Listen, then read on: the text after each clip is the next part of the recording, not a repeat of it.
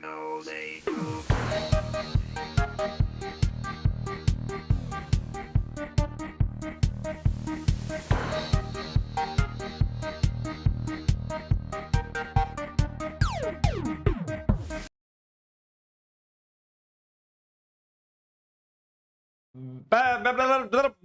Tino's Playroom. How's it going, everybody?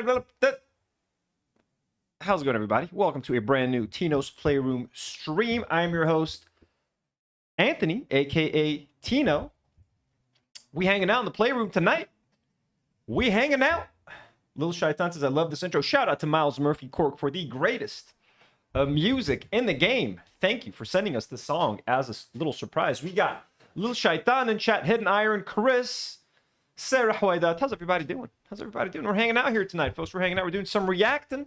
We're doing some reacting here on Tino's Playroom, where we build beautiful Lego sets, where we play video games. It's a fun little chill channel, folks, where we connect with our inner child. Not like Mr. Eric Butts. We connect with our inner child in a acceptable way. Okay? Yes, the Eric Butts hate continues onto this channel. Folks, we are gathered here today to discuss. We're going to react to the Bricks Minifix CEO. He did a live stream a couple days ago, an interview. I've already watched it, full disclosure, but I want to watch it again and comment on it because he's such an idiot. And I really, I enjoy hating on this guy because what an asshole. And he single-handedly just ruined his entire fucking company and ruined the lives of his like 100 or however many franchisees that company has. That man has just been such a horrible, horrible leader. So I want to react to his interview and watch him flail. But first, Reckless Ben released a video reacting to the police response. So we're going to watch that first. But first, our lovely Tino's friends, folks. Let me take a second to just thank our lovely members on the channel. Lovely members such as Erica Stills, 1984. Jess Polido, who's been a member for 3 months. Chris, who's been a member for 2 months. Garbanzo Bean, who's been a member for 18 days. Thank you so much, Garbanzo Bean. Also, lovely members such as Polish Pusher, Hidden Iron, who's also here, Artful Decadence, and Marina, Nimus, and of course, Jim D. Dukers. Let's go. Thank you to our lovely members. Members get exclusive live streams. You also get benefits. Like we did a giveaway on yesterday's live stream. By the way, yesterday, Elias was here, my best friend, was here helping me build the cantina. We've started building the cantina. That's how much we got done in like 4 hours, which isn't much, but like that's kind of half, you know, half-ish, you know, not half. I mean, it's like, you know, it's half of the bar area, but we have a lot more work. So that's at least 2 more live streams to finish this thing. So it's going to be a lot of fun. But anyways, all of our members got a chance. Well, anyone watching the live stream had a chance to win this set, but members got automatically submitted twice because they're members. They had their names submitted twice into the challenge. So if you're a member of the channel, not only do you get exclusive content, you also get higher chances at winning giveaways. And this is not the first giveaway we've done during our Lego live stream. So keep watching, keep supporting the channel. You'll make sure that I can keep, you know, doing this. I can keep justify spending all this time making these videos, doing these streams, and you'd be, you know, helping us keep the lights on. So we thank you and appreciate you all. And even if you're not a member, we appreciate you. Thank you for being here. Just like the stream, leave a comment if you're watching the replay. Definitely like the stream. We've got more people watching than people liking. So let's go. And yeah, so thank you to our members. We appreciate you. But you don't got to do any of that. You don't have to be a member. Don't give. No, just like and be here. Have some fun, okay? And yeah, make sure to go back and watch our Cantina live stream. Lil Shaitan says, I loved what Ben was doing, but I think he'll get into big trouble because of this. Yeah, I think he might, honestly.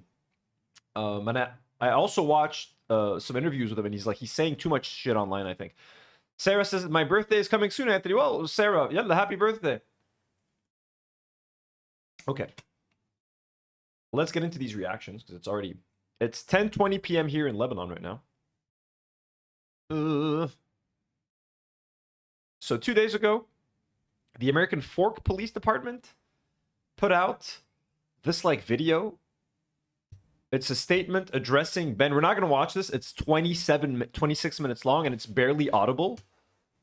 Let me know if you guys can hear anything, by the way. And I am the Chief of Police for the American Fork Police Department. I'd like to address the members of our American Fork and Cedar Hills community regarding some videos currently circulating on social media that have been presented in a way that... Like, I'm going to whisper now in case you guys turned your TV up. I had your TVs up. I had to like really almost max out my volume on my speaker so I can hear him. I have the audio settings as loud as they can be for you guys. Listen to how low he speaks. Calls into question some of the actions of our departments. These videos are affiliated with an influencer on YouTube and other social media platforms and stem from a dispute involving Legos that originates in the state of Oregon. In this message, we will be presenting 4 different cases and police responses from our police department, and we'll provide a detailed overview as to what happened. So, anyways, the police department put out a 27-minute response and like statement on Ben trying to refute some of the accusations he's making in his videos, saying that they, you know. So we're not gonna watch them. We're gonna watch Ben, which he just dropped this just a few minutes ago. Reckless Ben, 4 hours ago. My response to the police, dude. These videos are killing, dude. He's already at 400,000 views. Like, holy fuck, the whole world is captivated by this. And by the way, this has become so much more, I mean, than Lego, right? It started off about stolen Lego. Now we're into police corruption and like religious corruption and religious institutions working hand in hand with the police to like protect the religious institution and to protect their businesses. Like, this has gone so far beyond the realm of Lego and stealing someone's Lego collection. Like, this guy's really tapped into something massive, and he's exposing how unjust the justice system is. He's exposing how, and I mean, again, this isn't like, you know, this isn't in America. This isn't the first time these things have been exposed. Obviously, if you've been paying attention to the news, you know all of that already. You know that the U.S. justice system is fucked, that like the police system is corrupt and all of that. But like, it's crazy that this story about Lego has also turned into this, and it's introducing a young generation of people that might not be politically active or even interested in politics or like corruption and stuff like that. So you get their attention with the Lego, and then you slam them with all of this corruption stuff. What a great way to honestly get younger people activated and Lego nerds activated in local politics. You know what I'm saying? You know? So let's watch Ben's response. Turn your TVs back down because he has normal audio. Police department has responded to the video I made about them. I am the Chief of Police for the American Fork Police Department. I'd like to address the members of our American Fork and Cedar Hills community regarding some videos currently circulating on social media. So now I will offer a response to their response. There's a lot of new information in this response that I've been wanting to get for a long time. So is he also whispering on purpose? We'll go over that first. One of the main questions in my video was, why did I get swatted for stealing the Legos when this wasn't a mystery to the police officers and they knew that I didn't steal the Legos, that Josh stole the Legos. He basically stole a $200,000 collection of Star Wars Legos. But still, why did they raid my house for stealing the Legos when there's an overwhelming amount of evidence that Josh stole the Legos? When I requested the body cam footage of this to try to find the answers myself, they redacted everything, and they claimed it was to protect the victims. However, one of my— By the way, he has the same microphone that I have. That is the exact... This is this microphone. He just holds it in his hand. He uses it like a handheld mic. But that's my mic. friend set up a GoPro as we were getting swatted, and we caught the entire conversation on camera. Included in the warrant are Legos. For 3 months, the police department's answer has been this. First is saying, lol, who watches lives on TV? I watch live streams on TV. I enjoy YouTube on TV most of the time. Redaction is important because it protects Josh, the victim of this case. However, we can clearly see that the police are looking for Legos and they saw no Legos. And they redacted this because they were embarrassed that they made such a stupid decision to swat the wrong person. They were so embarrassed of swatting my house for stealing the Legos that in all of the police reports, it is completely redacted. The police department wants this information hidden so bad that they're willing to break the law to hide this from everyone. The only reason I know about it is because of the receipt I got the night I was released from jail and my friend's GoPro that was recording. So even though I've been asking them for 3 months why I got swatted, they finally came up with an answer, which is the Airbnb host told them that I stole the Legos. During contact with the Airbnb owner, the owner reported overhearing conversations about possible stolen Legos.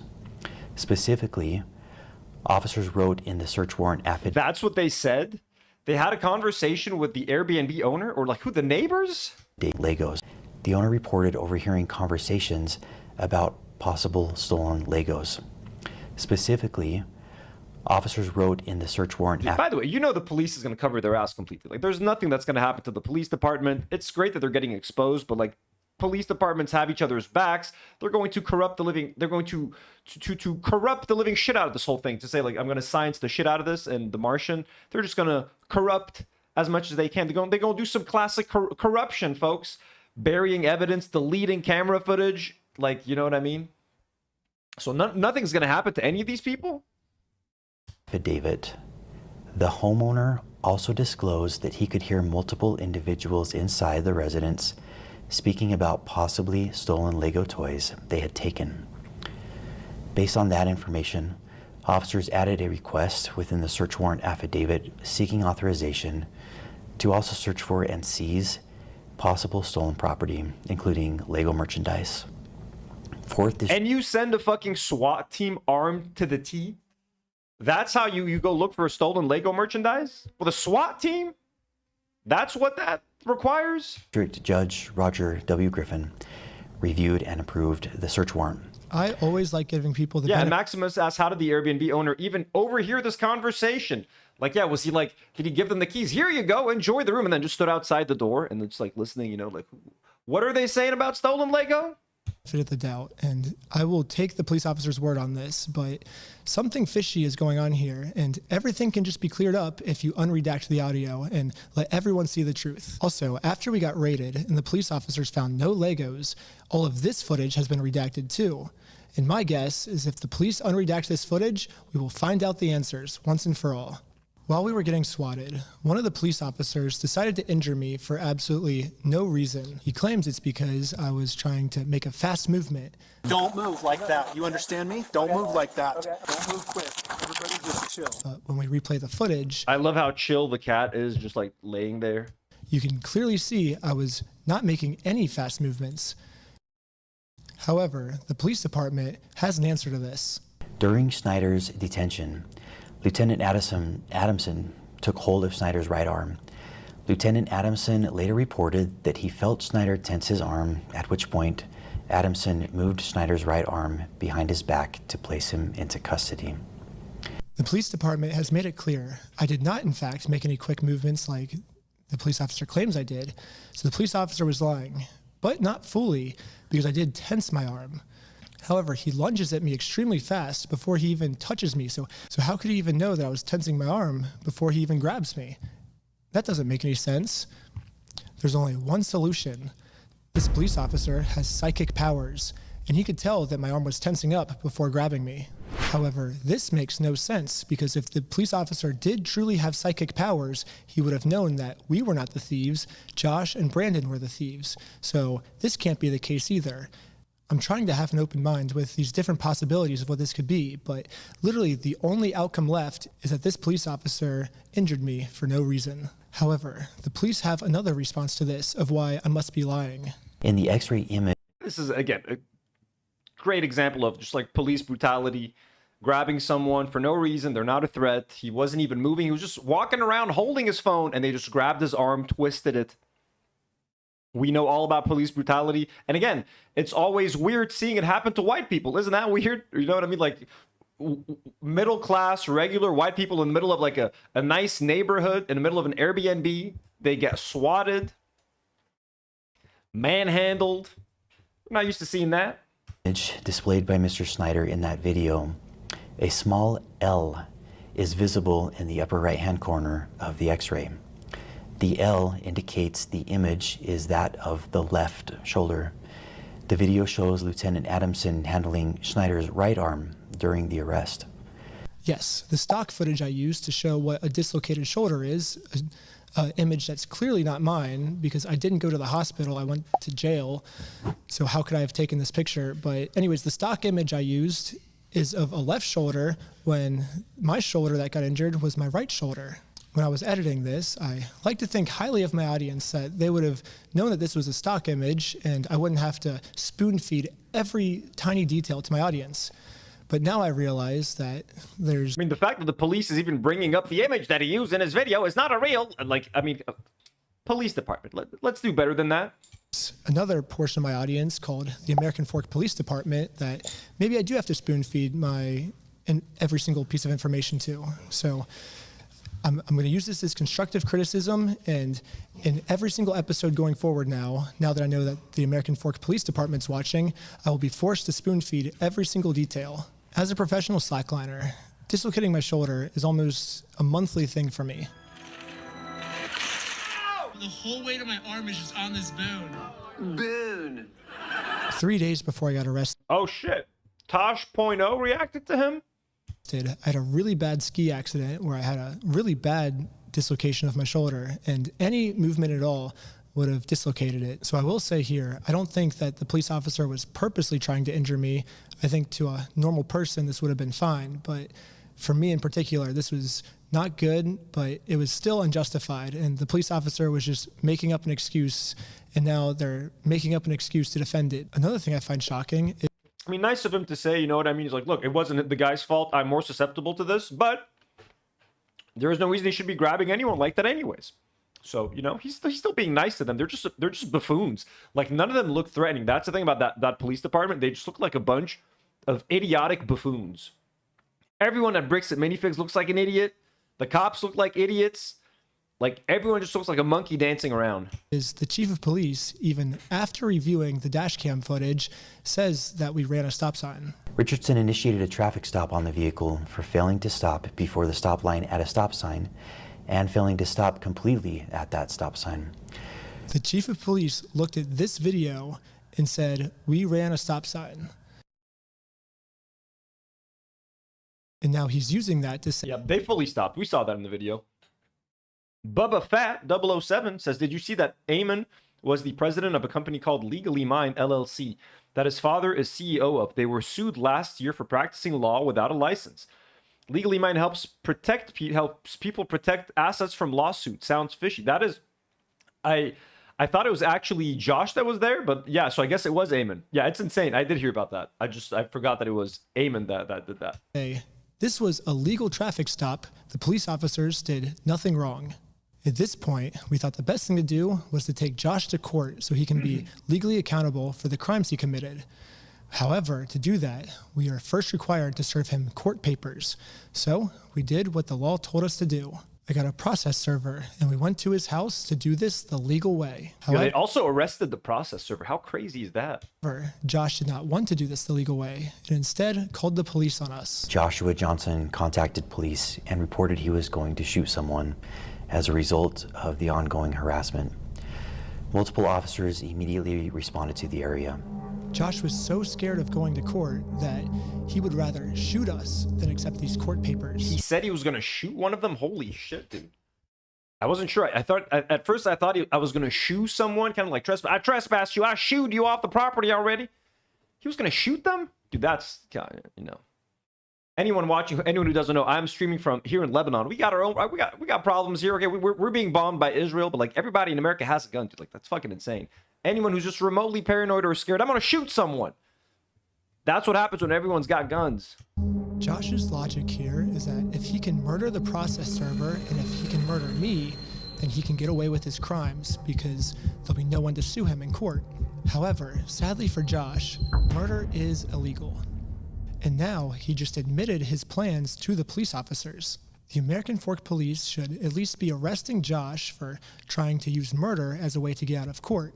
But sadly, for some reason, they arrested me instead. Am I being arrested? It's funny that he admitted to the cops, hey, I want to shoot someone. Can you guys come or else I'm gonna have to shoot someone? And like he doesn't get in trouble. The person who's threatening to shoot someone for no reason can call the cops and tell them, I'm feeling threatened. I need to kill someone, please. Really? Something about this seems off, and all of the answers are in the body cam footage. However, they redacted all the body cam footage. So this is where I think if we all come together as a community, we can somehow convince the American Fork Police Department to unredact this footage so we can find out why they arrested me and not the guy who threatened to murder me. However, the American Fork Police does not want to unredact the footage right now, and now have made up a new excuse of why I was the one just— Dude, that footage is burnt and gone to hell, dude. They took that footage, they took it to Mount Doom, and dropped it in the fires of Mordor. Only in the fires of Mordor. That's where that footage is. That footage is gone, man. They're never releasing that shit. It does not exist anymore. justified being arrested. Officer Sumbot contacted the Marion County Circuit Court in Oregon to verify the legitimacy of the paperwork. The court confirmed that the case was indeed legitimate, but that papers had already been served and no hearing date had yet been scheduled. The police department said the reason they arrested me and not Josh this day is because they called to confirm if this was a real court case, and they said it was real. However, the papers have already been served, and now I'm doing this solely to get YouTube content. And if that's true, I would like to see footage of it. They released all the raw footage, and that part doesn't seem to be in the raw footage. It's already been to court, or are you allowed to tell me kind of where they're at with the case? There is no hearing date set, and there hasn't been a hearing in the case yet. All I see is the claim that was filed. I don't see proof of service or anything. A hearing wouldn't be set until a response is filed by defendant. Okay, so the defendant needs to be served with papers before the case will, I guess, start? Yes. Okay, thank you for your help. And those are the papers that you're holding in your hand. Like, it was the weirdest thing. They're like, you don't have a lawsuit against him. He's like, yeah, because I need to serve papers. Yeah, but you need to get off the property. You're trespassing. But, like, how else do I serve him the papers? Well, you can't do it now. You know, you need to take him to court. But, like, I'm trying to take him to court. I'm trying to serve him the papers. You need to get off the property, sir. You've been trespassed. Like, what is going on? That's all for today. Thank you. No problem. Okay, bye. Right here, the police officer admits that it is March 10th. On March 10th, 2026, However, you can see here that Josh doesn't get served until 3 days later, March 13th. So how could Josh have already been served on March 10th if he didn't get served until March 13th? Unless Josh is a time traveler. There's only one way to clear this all up. Dude, these guys are, like, seriously, like, buffoons. Just a bunch of idiots. Like, what are we doing here? Basic dates? Like, do they really expect so little of the people watching? Do they think everyone is as dumb as they are? American Fork Police Department, show me the time machine. So now they say that I have done all the check marks which constitute stalking. Let's go through them. individual commits stalking if the individual intentionally or knowingly engages in a course of conduct directed at a specific individual. So yes, I did do an action that was targeted at a specific individual, but that's what's required by the court if I want to take someone to court. If someone steals your stuff and you go through the legal process to take them to court, it is not considered stalking. I have a right as an American to sue him. Is reckless as to whether that course of conduct He's right. I mean, it is kind of weird to have to sit around and watch someone and wait for them to serve them papers. I think that whole system is weird. Just like, you know, yeah, do emails or some shit. You know, hey, you're getting sued. The whole survey. I mean, I guess serving papers is nice because you can kind of like evade them for a while, and it makes it exciting for the person getting sued, right? Like, oh shit, can I escape the papers? That's kind of fun, I guess. But I mean, you know, people hiring investigators to find people like that makes me uncomfortable. would cause a reasonable person to fear for the individual's own safety or the safety of another. The second check mark is that if a reasonable person would be scared. The police are claiming that since this action made Josh scared, this check mark is complete. However, they have completely forgotten about the term reasonable. As we can see, Josh is not a reasonable person. This is someone who multiple times has tried to silence someone by accusing them of being on heroin. Here's the crazy thing. They told me that they took over that location because the owners were using the location to fund their heroin addiction. What? Yeah. Is it like, is heroin like really scary for Mormons? Like, I know heroin is bad and it's scary, of course, but do Mormons find heroin in particular scary? And that's how they took it over, and saying they had like a pigeon in there that was crapping all over the Legos and it smelled bad, all this stuff. This is someone who threatened to murder me just for trying to serve him papers.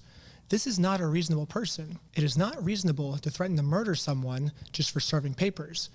A reasonable person would accept the papers, so that second checkbox does not meet the requirements. I even tried explaining this to one of the police officers early on. What the law says is if the average person would feel unsafe by our behaviors. So I think he's feeling unreasonably unsafe. A reasonable person would not feel unsafe in this situation. Well, I can say the same thing. I feel unsafe trying to conduct business with him, and he calls the police on me to hide. I feel unsafe because of that.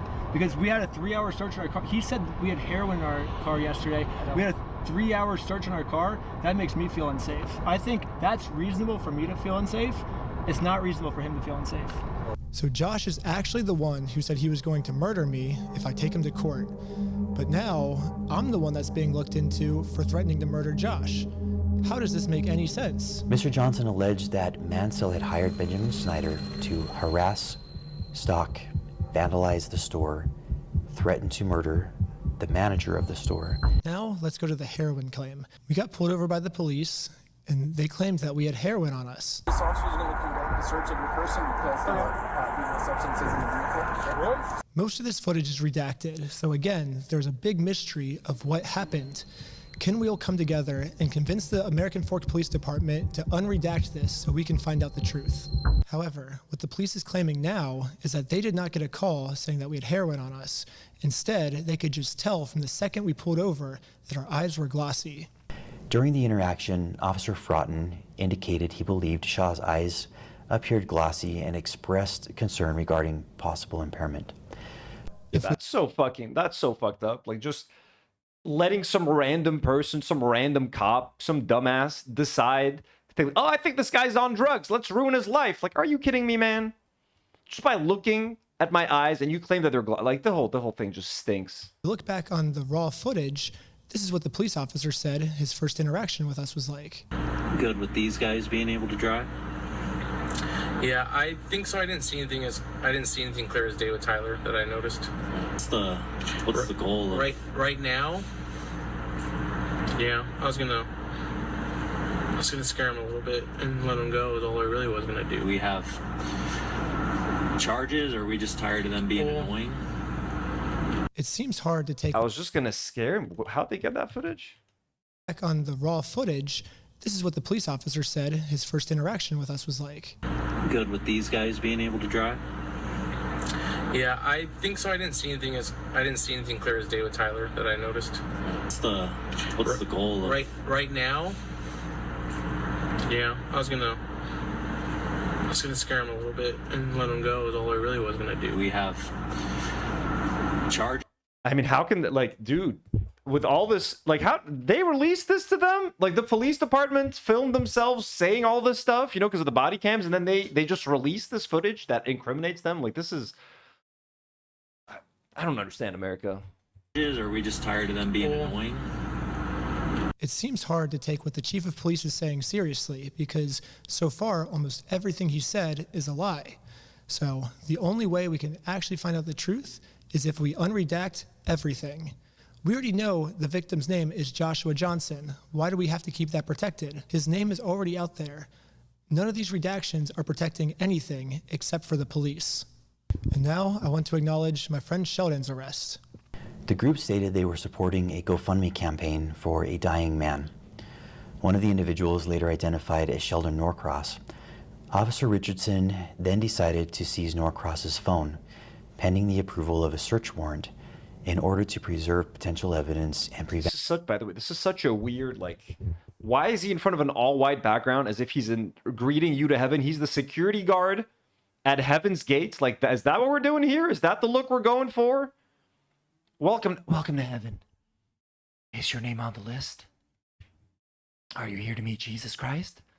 Actually, no, I think he's a Mormon, but you know what I'm saying. The deletion or alteration of any data. According to Officer Richardson's reports, when Norcross was informed that the phone was going to be seized, Norcross immediately began manipulating the device. The police officer claims that Sheldon was arrested because he opened his phone to start deleting evidence. However, we can clearly see in the footage Sheldon's thumb is heading towards that lock button to lock his phone. His phone was open when he pulled it out, and the phone was transitioning from on to off, not from off to on. From this response, it almost seems like the police officers didn't even watch the video. So American Fork Police Department, if I'm your teacher, here's your homework. First off, learn the facts of what actually happened. Second off, stop lying about the facts. No one's believing it. The third thing is unredact the audio that makes the police look bad. Some of the best lawyers in the United States are reaching out to me right now, so eventually this is going to get released. Wouldn't you just like to get this over with sooner rather than dragging this out? The more we drag this out, the more content we get, so this only benefits me to drag this out. It doesn't benefit you. If you unredact the illegally redacted parts now... And it only hurts Bricks and Minifigs even more. Like, that company is fucked.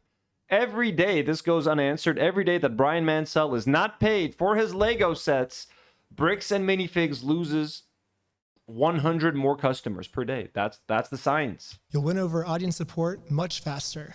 It's kind of funny because a lot of you guys probably think I'm like trying to like make fun of this other cop by how he was talking. Brother, you mind turning up the volume? Holy, it's actual ASMR. Wow. I cannot really hear him. Why is he whispering? No, I'm actually just like super sick right now. I haven't been sleeping because I'm trying to get out part 3 as fast as I can. And that's caused me just to like stay up all night, every night, and not sleep. And now I'm sick and have no voice. Get some sleep, man. He's too deep in. He's too deep in, man. He's in too deep. The Lego rabbit hole. He's got to get the channels hot. The videos are hot. People are demanding part 3.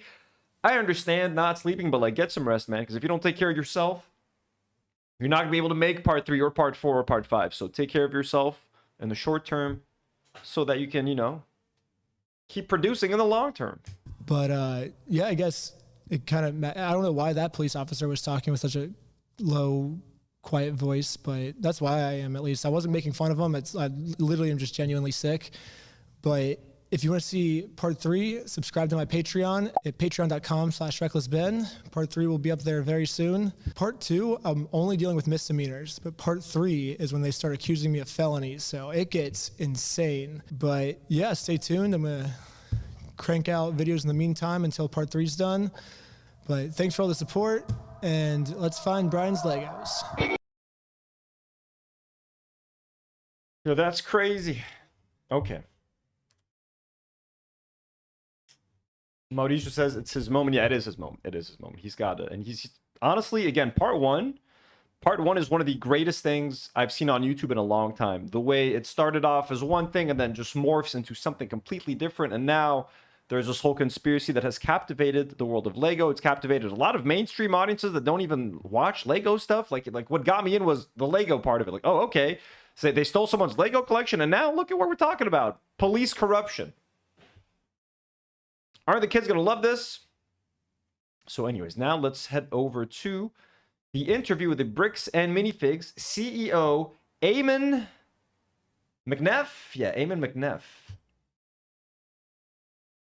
Cult of Christensen. Hello, hello. How's it going? What up?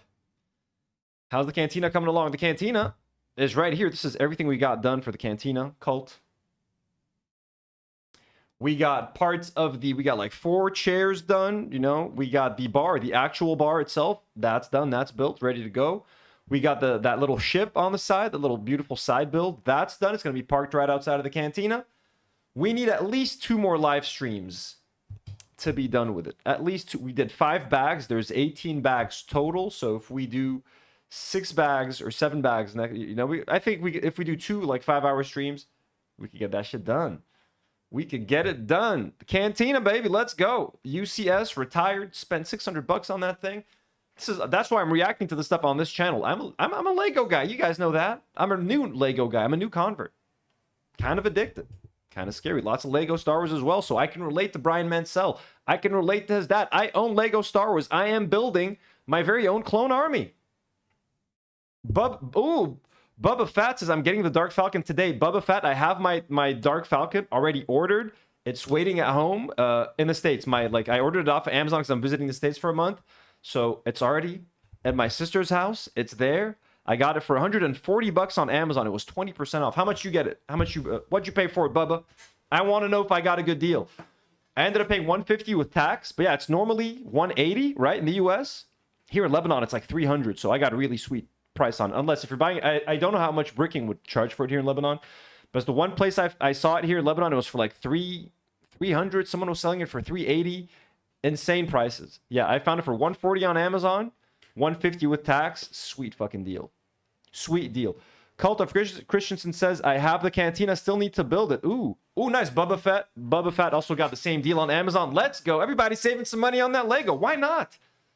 Awesome. That is, honestly, that's a really good price for that set. I'm super excited to build it. Bubba Fett, I'd be excited to, next time we do a live stream, hop in and let us know how that build is coming along. Cult of Christensen, what are you waiting for to build that set? I bought it a couple of months ago, and I waited for the war in Lebanon to end to build it on stream. Then the war supposedly ended, but it never really ended because they kept on bombing South Lebanon. And now the war is expanding. They're bombing Lebanon more and more. So I was like, I just want to build that thing. I can't wait. You know, I might be literally waiting forever. So being a Lego fan, being a fan of whatever in a country that is being bombed by Israel is kind of tough, but you gotta, you know, I hope it's not insensitive for people here in Lebanon that I'm doing this, but like, I just, you know, I got to build these sets. I have a channel to keep active. And yeah, kind of sucks. Sarah says at Bricking, it costs $260. Ooh, awesome. They have it. That's dope.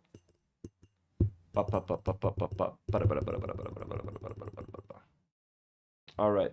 Cult says, I need space. Ooh, yeah. No, tell me about it. I built a whole shelf for that. Let me see. Let me go show you guys my Lego shelf real quick.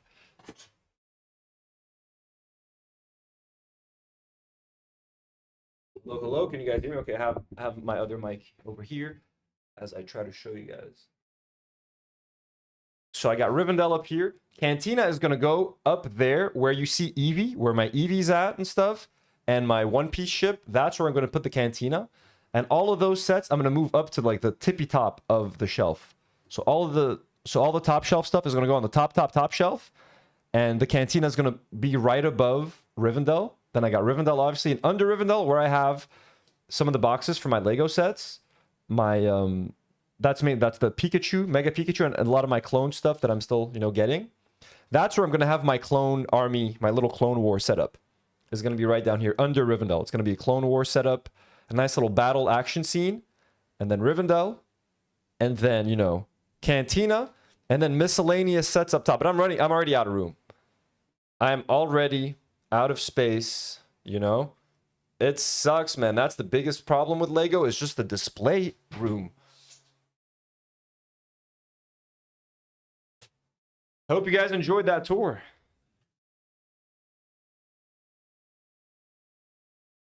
But yeah, display space is a nightmare. But I'm gonna have, like, I built this shelf specifically for Rivendell, and specifically, like, it's wide enough, it's big enough to hold like these big sets. But I'm buying more Lego than I thought I would. I'll be honest with you. I'm buying more than I thought I would. I'm more addicted than I thought I would be. I'm starting to buy things that I told myself I wouldn't buy, like just like a solitary ship for display. I had to get one of those, like the Jango Fett UCS Starship is just like, I had to get it. I'm sorry, you know what I mean? I got the Coruscant gunship to add to my Clone War scene, even though it doesn't necessarily fit. You know, it's not the right kind of gunship to have, whatever. I want it, and I want to fill it with clones. And I have my ATTE that I'm going to fill with clones. I already bought base plates. I'm going to buy more base plates. I'm going to buy some little rocks and stuff and make the whole... It's going to be dope. I'm super excited to build... Yeah, Cult is saying that ATTE is really good. I can't wait to build that ATTE. I think I'm going to wait to come back from the States. Once I'm back from the States, end of July, I'm going to build the shit out of my clone army. At this one, I'm going to have everything I need, my base plates, all of my clones, etc. I'm going to do like a whole 2 weeks of just building a clone army. I'm very excited to do that.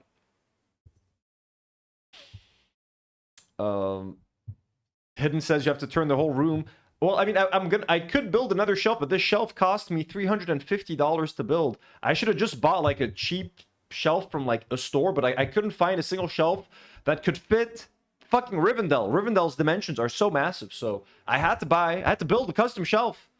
And now I feel like I would have to build the same shelf for it to look the same. I don't know, man. It's expensive, dude. Like, I don't want to spend $350 on a shelf. And I had to, not only did I pay $350, I had to sand it and varnish it myself. So that was more money to buy. Like, it's cheap, but like that was like 2 days worth of work. That was exhausting. So I'm not looking forward to buy. I might just buy another shelf, honestly. And then I'll think of building one in a few years once I get $350. Aesthetic Kiri says the only Lego set I have is the Twilight House. I have no room for anything else. Ooh, the nice like modern ass apartment. The Like, what is he called? You know, the Cullen House? Do you have the Cullen House? It's so nice. That's a beautiful apartment. Okay, what we're going to be doing now, folks, is moving on to the reaction to the interview that Bricks and Minifix CEO Eamon McNeff had with a podcast called ACOB. Yo, aesthetic Kikiri, that house is fucking dope though. That's a very nice little, like, I would like to have it just as like a modern apartment. If I played with Lego and stuff, if I was a kid and I had like a little Lego city or something, you'd bet your ass I'd have that house in there as like a, you know, like all the way out in the forest. The cool kids could go there and do some illegal things, you know. Illegal isn't like not crimes. Okay, time to react to that video. Let's see. We'll probably watch it at 1.25x speed. The guy is kind of silly. So let's go. Aitor says, have you seen the movie Unthinkable? No, I have not.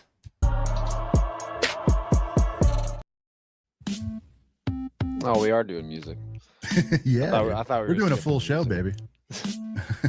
We back. What is happening? Okay, so it's about an hour-long interview, so that's pretty doable. And welcome to now your Friday Night Delight. I'm one of your hosts around here, Sean the Right Way.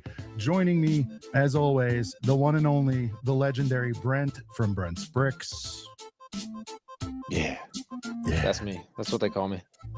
And tonight we are joined by Bricks and Minifix. Again, full disclosure, I've already seen this. I've watched this. I saw this a couple of days ago.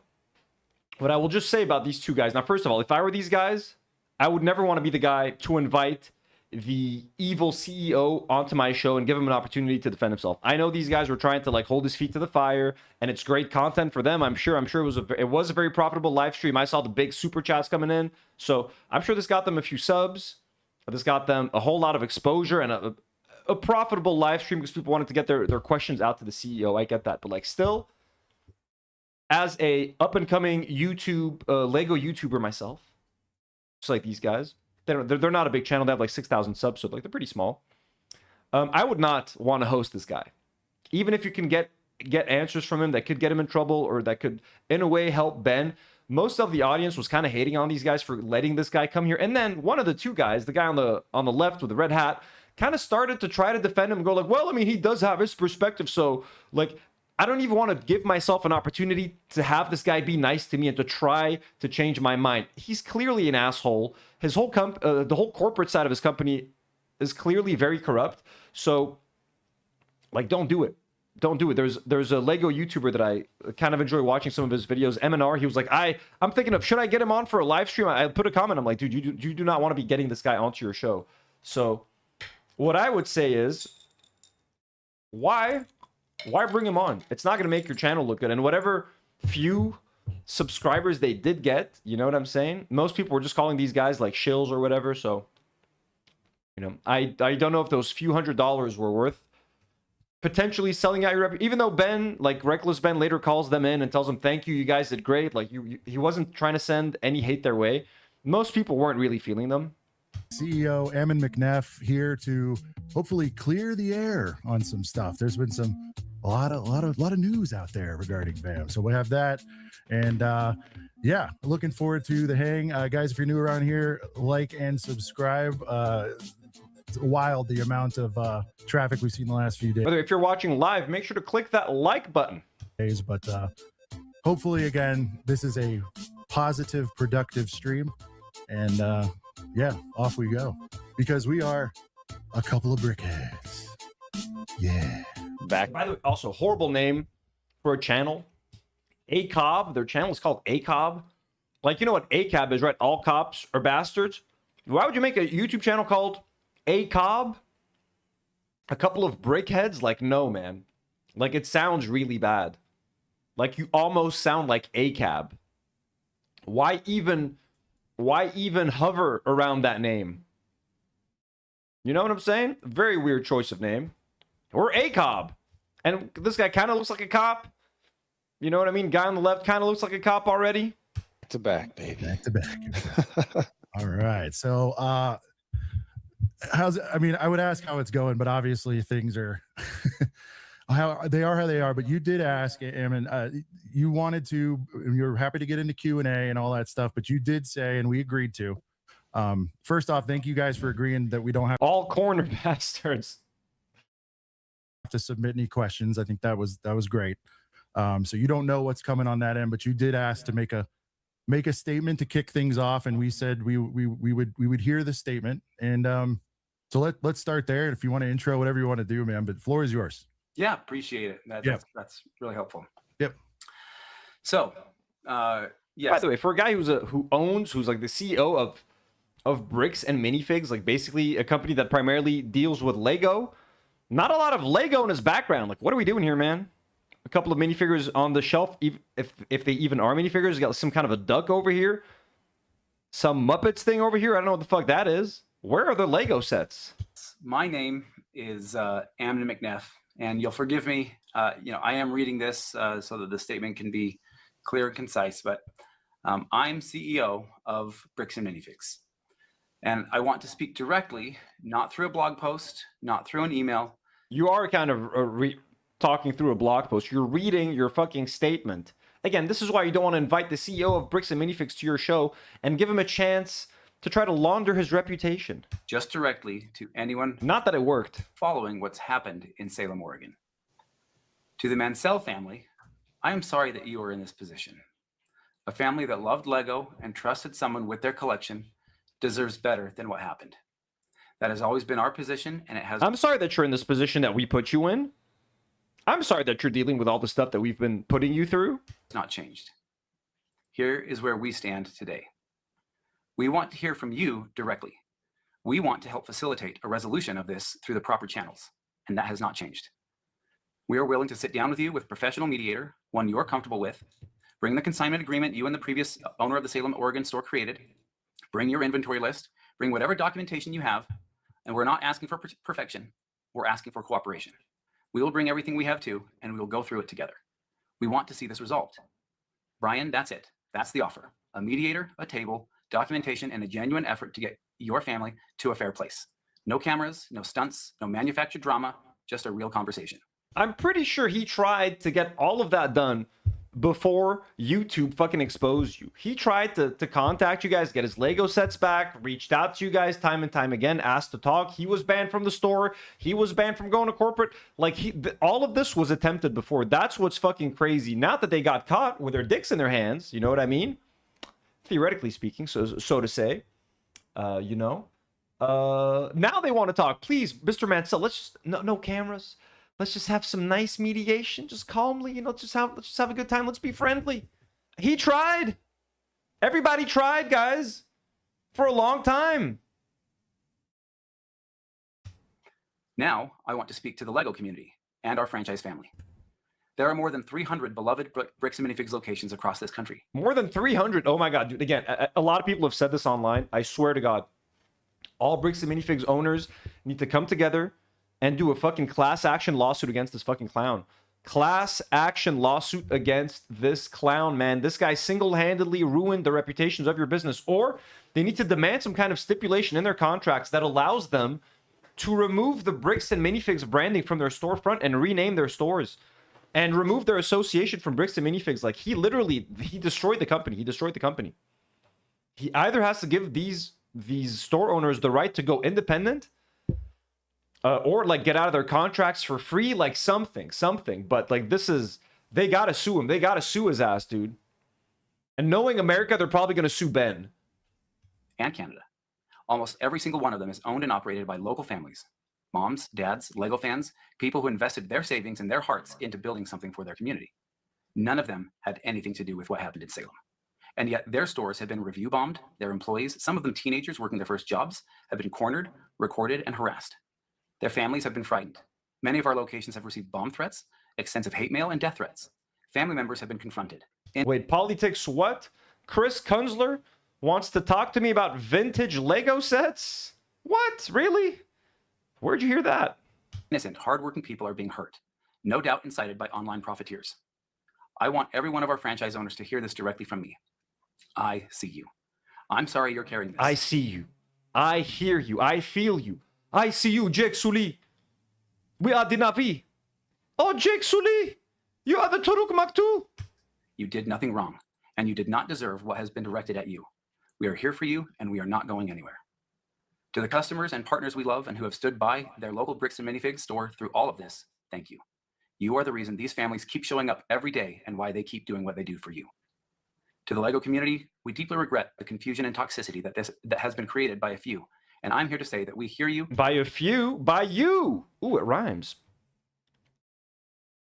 You know what I mean? Like, what the hell, man? You guys just ruined LEGO for everyone. And people who enjoyed going to Bricks and Minifigs, like, you've now also created this, like, weird dilemma. Even if they like their local store, they like the local family that runs it, you know, they're all small businesses. But now they got to keep in the back of their mind, like, every dollar I spend here, Bricks and Minifigs gets to keep, like, 7% of that through, you know, franchise fees and commissions. Like, you're putting people, like, no one wants to support you anymore. Even if they love supporting those families and those independent stores, those independent families, but they're with those franchise stores, 7% of that cash is going straight to you, and you're a fucking asshole. You know, like, I don't know, man. It's not looking good. Adria Staley says, oh, hell yeah, more BAM nonsense. This dude is such a loser. Oh, always with the BAM nonsense here. It's been such a fun story to cover. And understand why the one-sided... Oh, 6%, Adria says. 6%. Okay, cool. ...narrative may have led you to outrage. The facts are becoming clear, and the whole and real truth is unfolding. And at this time, I want to acknowledge that we are striving to refine our processes, and we have a renewed commitment to excellence for the benefit of all. And everyone else watching, if you genuinely care about the... Alistair Russell says, nothing pulls on my heartstrings like an empathetic letter written by a corporate communications officer. Mansell family getting a fair outcome. The best thing you can do right now is encourage Brian to come to the table. Brian, please join us at the table to work this out. We're ready when you are to find a solution. Thanks, Sean. And Brian, please call us. Please, we want to work this out, Brian. We love you. Let me do that, and I really need to get that off my chest. No problem. And you know, so you had your statement there. Thank you for delivering that. Love the message around, you know, wanting to get them to the table. Let me just immediately jump on, like, how and when will we hear updates on that? It's in their plate. So will you put a post once he reaches contact? You know what I mean? Like, saying it and then following through on it, I think is what people are concerned about. Yeah, you put the onus on them. But if they say, well, we tried and they didn't want to, how do we plan to combat that this next time? Yeah, you know, I want to be respectful, and I don't want to turn this into a circus. And so yeah. I appreciate that there's a lot of people invested in hearing what this looks like. But so any arrangements that are made, I would say that we would agree jointly how to publicize the arrangement. To communicate it. Okay, cool. Okay. All right. So look, as you can imagine, you've seen a bazillion questions. We've gotten a bazillion. We have thoughts of our own and everything. And I really tried to aggregate them the best way we could. And so we'll just kind of ask those. I understand some stuff you can't answer due to legal reasons, but we're shooting our shot. And if you are able to, cool. If you're not, but yeah. And again, I appreciate you stripping away like forms and prepared stuff. Dudes hanging out, talking, trying to resolve stuff. That's kind of the tone, right? Okay. Because you know, well, just quick. This is the first time. Like, I've already seen this video, but it was the first time I've ever seen these two guys, and they host apparently, you know, a Lego show together. The dude on the left is doing all the heavy lifting with the background display. I just gotta say, like, he's got all these like sets on the shelves, etc. You know what I'm saying? Dude on the right, what do you got? How can you be co-host of a Lego show? You got a couple of Lego posters on the walls? That's not enough, my guy. I'm sorry. Left co-host is doing all the work, and also the dude on the right almost didn't say anything throughout the whole video. So I guess he just reads chat the whole time. We just want to make it clear too, because and I guess this is where saying at the top too. I mean, we have no formal relationship with Bricks and Minifigs. I just want to get that out there, right? You don't endorse us. We don't endorse you. We're not here purely for Bricks and Minifigs to build goodwill towards their brand. This is about letting you give your side of the story. And again, we're glad you guys are speaking up now, because it was a steamroll. So I just want to be clear with everybody there. There is no arrangement. I mean, he had to say that. Good for him to acknowledge, like, yo, we're not here to launder the reputation, but he's like, we want you to get your side of the story out. Fuck them. They don't need it. Don't give them your platform. Don't give them any help to get their story out. They had every chance they had to make this right, and they refused to, and they threatened people with lawsuits and with litigation and ruining their lives and financial ruin, etc., etc., etc., etc.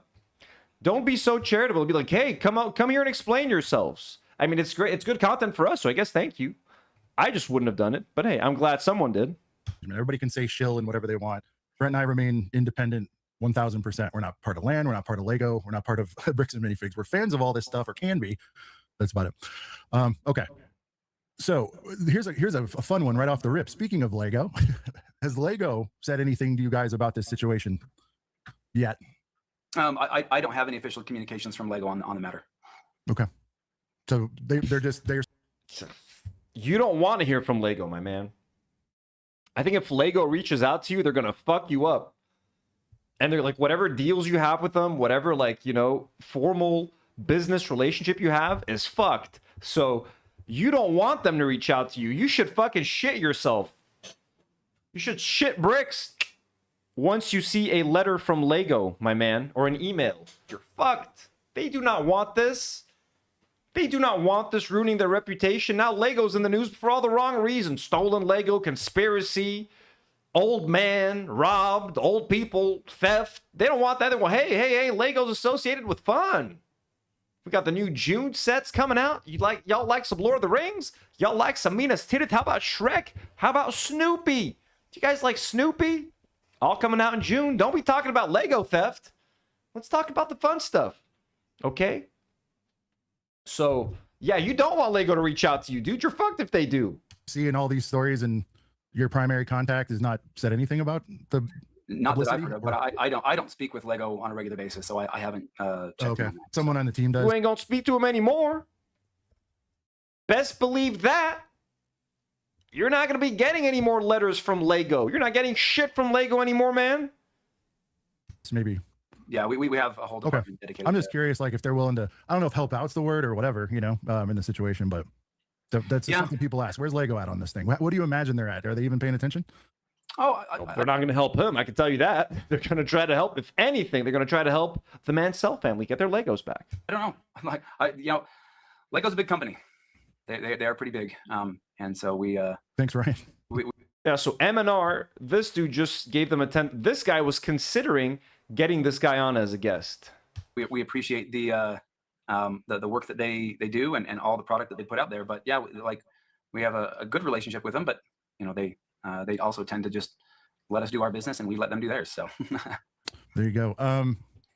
So pulling the thread a little bit, I think we can all agree. Again, we all want the Lego back or the payments made, and you guys come to the table and all that stuff. And you did speak to your franchises, and obviously we have friends, and you know how every news travels. I know you guys have been making calls there, etc. Do you guys, going back to franchise owners specifically, what do you have a plan? Are you working on a plan in place to make amends, reparations, whatever you want to call it, for the fiasco and like potential revenue loss that they've had over this thing? I guess I'm not sure what you're really referring to. Like, what are you if talking about? business being down as a result of some of the blowback? Like in those instances where it is there any? Look at that dumb fucking face. Oh, business being down. Motherfucker, you know business is down. You know business is down. Come on. Of some of the blowback? Like in those instances where it is there any? Sorry, I was distracted. Some of the blowback? Like in those instances where I don't know. Looking off into the distance. Motherfucker, every single one of your stores is getting flamed online. Stores in Germany whose name sounds like Bricks and Minifigs are getting a review bomb. You're telling me it's not affecting your sales? I'm telling you, 6% of those sales go straight to you. People know that. They don't want to encourage local Bricks and Minifig stores anymore, even if they have nothing to do with the situation. 6% of those sales still go to you. I would never set foot in a Bricks and Minifig store, to be honest with you. When I visit the US and if I see a Bricks and Minifig shop, I'm not walking in there. I don't want to spend my money there. I'll buy my Lego from like a fucking Target or Walmart or a Lego store, anywhere. Amazon, for cheap, for discounts. Again, we got that Dark Falcon for $140 on Amazon. We don't need Bricks and Minifigs unless someone really needs to sell their Lego. Shit, man, there's Bricklink, there's eBay, there's tons of resources to do that. Is it a bit more of a hassle if you're selling them online? Sure, it is. But it's better than dealing with these fuckers. Is there any? I guess, yeah, I'm not aware of any situations in that capacity. So again, it could be speculation. Just some people are saying like it's been down and maybe it is or isn't a result of this. I'm not sure either. This is, again, this is what we're hearing. Yeah, no, I like everything's good.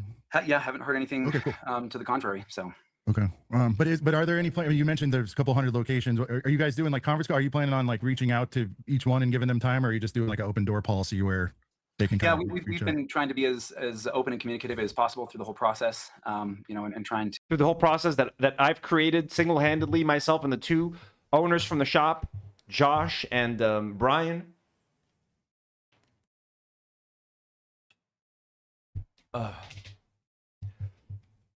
Yeah, and Iron says there are independent Lego resale stores. That's true. There are other shops, maybe not as common as Bricks and Minifigs, but I'm sure you can find. And I'm sure, honestly, I'm sure they're all booming right now. They're all probably experiencing a big business boom because of customers switching allegiance from their local Bricks and Minifigs to whatever other store that is not affiliated with these fuckers. So it's going to be great for other people, you know, to gather all the documentation about, you know, the various issues that they may be facing, and just trying to help them work through that. You know, as small business owners, it's hard enough already. You know, business is hard no matter what you do. Being a small business is 10 times harder than you know, a lot of people think. And because these are independently owned and operated locations, you know, they are running their own ship, and they hire their own employees. They have to deal with all the local regulations and rules. And this is, you know, like stuff that they had nothing to do with. That's tough on them. You know, like, and it's hard for them to have to deal with that. That's you know, and nothing that they deserve. No, for sure.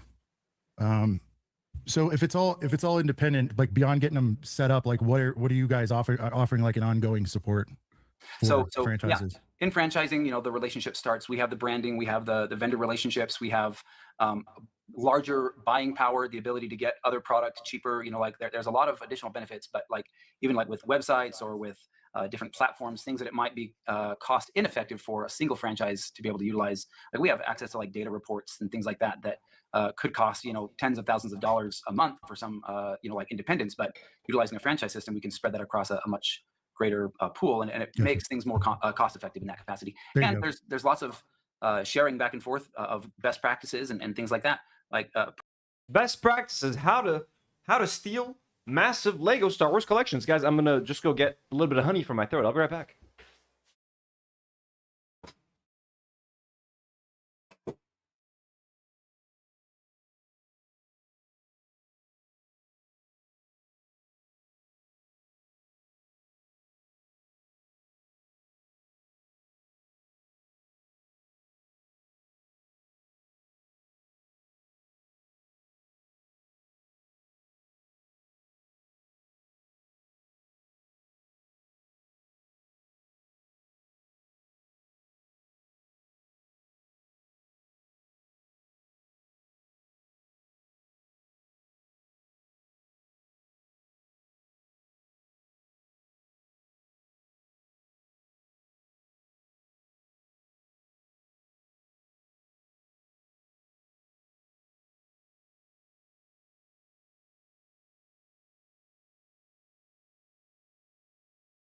Yo.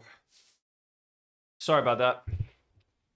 I already did a live stream on my other channel today, so I'm at 3.5 hours of yapping. Perfect example, the Big Mac was a franchisee innovation that then was shared with the franchisor and then was introduced to the entire brand. You know, so there's great innovation that comes when you work together as a team. You know. Yeah, no, for sure. Yeah, it can go upstream too. Okay, so so as I was saying, I just want to get that part out about the franchises because I don't want that overlooked. The Mansell family, everybody that's been involved has got the rough end of the stick. We want to acknowledge that first, and now we're going to kind of go into like some BAM specifics when it comes to like interactions with this whole situation. And so first one off is what it was mentioned that there was a reasonable offer, I think, in a blog post sent to Brian to settle the matter. Can you speak to like what that was? Was it a straight dollar value based on what you guys thought it would be, or I guess tell me what that offer was as best you can. Can you be more specific? Are you? There was a blog post that referenced what was a reasonable offer has been made to Brian as payment to settle the matter. Oh, okay. I don't know if that's exactly it either, but I think what might have been paraphrasing. I apologize. Yeah, no, you're good. I think what might have been referenced was, I think originally those that ended up taking over the store, they found some sets in their store that they thought, you know what, like there's no way for us to know this, but some of these match this spreadsheet. Let's just offer to give these to them. Like we have no documentation that says otherwise, but let's just offer to give these to them, you know, like, because this is what was left in the aftermath of the transition. It wasn't very much, but like they made the offer and said, hey, you can have all this. And that offer was not accepted. Hey, you can have these 6 sets that we found sitting over here. They're worth a couple $100. Don't you want them? You want these scraps? You want these little scraps over here? At the time. Yeah, that makes sense. We've got, let's see. Just kind of looking at something else here. There were, I guess going back to that whole franchise, you know, the franchise and franchisee relationship, it does seem that frequently when things go sideways, it's kind of like that was handled by the franchise. We kind of have, I don't know if you've said like we don't have any control over that, but there's a lot that you do have control over, and that power is wielded, it seems like, when it needs to be. So like Slop Loma, hello. Is there anything that's going to change on that position? Do you feel like you kind of left them to fight their own fight when you say like, well, hold on, because it's like your name's on the door and you understand why the hate's going your way if you're the logo on the door, right? So is there anything that's going to change in that, or do you feel like it's still going to be very much this store made this decision, they're going to stick with it kind of deal on future situations? No, we always have our franchisees attempt to reach out to us if there's an issue that they're facing, and we look at it. There are like certain laws that prohibit us from actually stepping in certain roles in certain capacities. Like let's say, for example, employment law. We legally can't direct franchisees who to hire, who not to hire. We can let people know that if somebody that they've hired endangers the public or is bad for the brand, then the franchisee will be held accountable. But we actually can't fire or step over the line of that situation, and we can't take action on behalf of the franchisee in that capacity. So there are lots of things that we can and can't do, Gotcha. but we can offer support, we can offer help, we can try and help come up with solutions, and that's part of our role, is to help be here to help and assist. Yeah. And again, this is polled things. To save the franchises from any like further damage, has anyone brought to you like the option to opt out ever for situations like this, or is that even on the table anywhere? No, it's not after. Okay.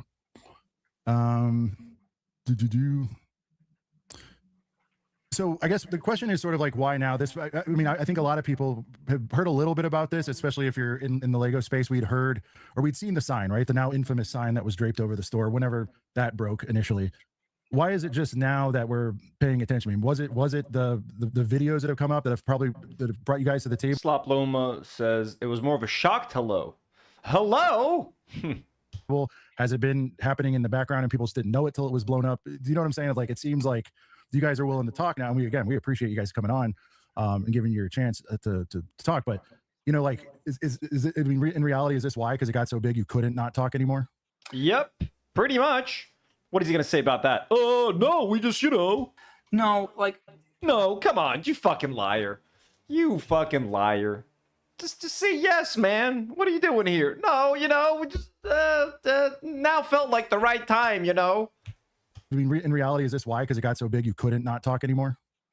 No, like part of the issue is, I don't know. I'm 41 years old, so I've been around the block a little bit, but I've been in other business for quite a number of years. 41 years old, and you still thought that mustache was a good idea?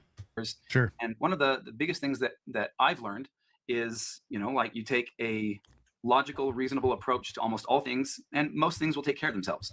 And so, when we looked at everything that was going on, we were trying to be logical and not just over emotional about the situation, but also looking for facts, not just the narratives that were being thrown out there. We obviously knew that the video is very misleading. It mischaracterizes a lot of people and a lot of things that actually occurred, and it's all chopped up and so forth.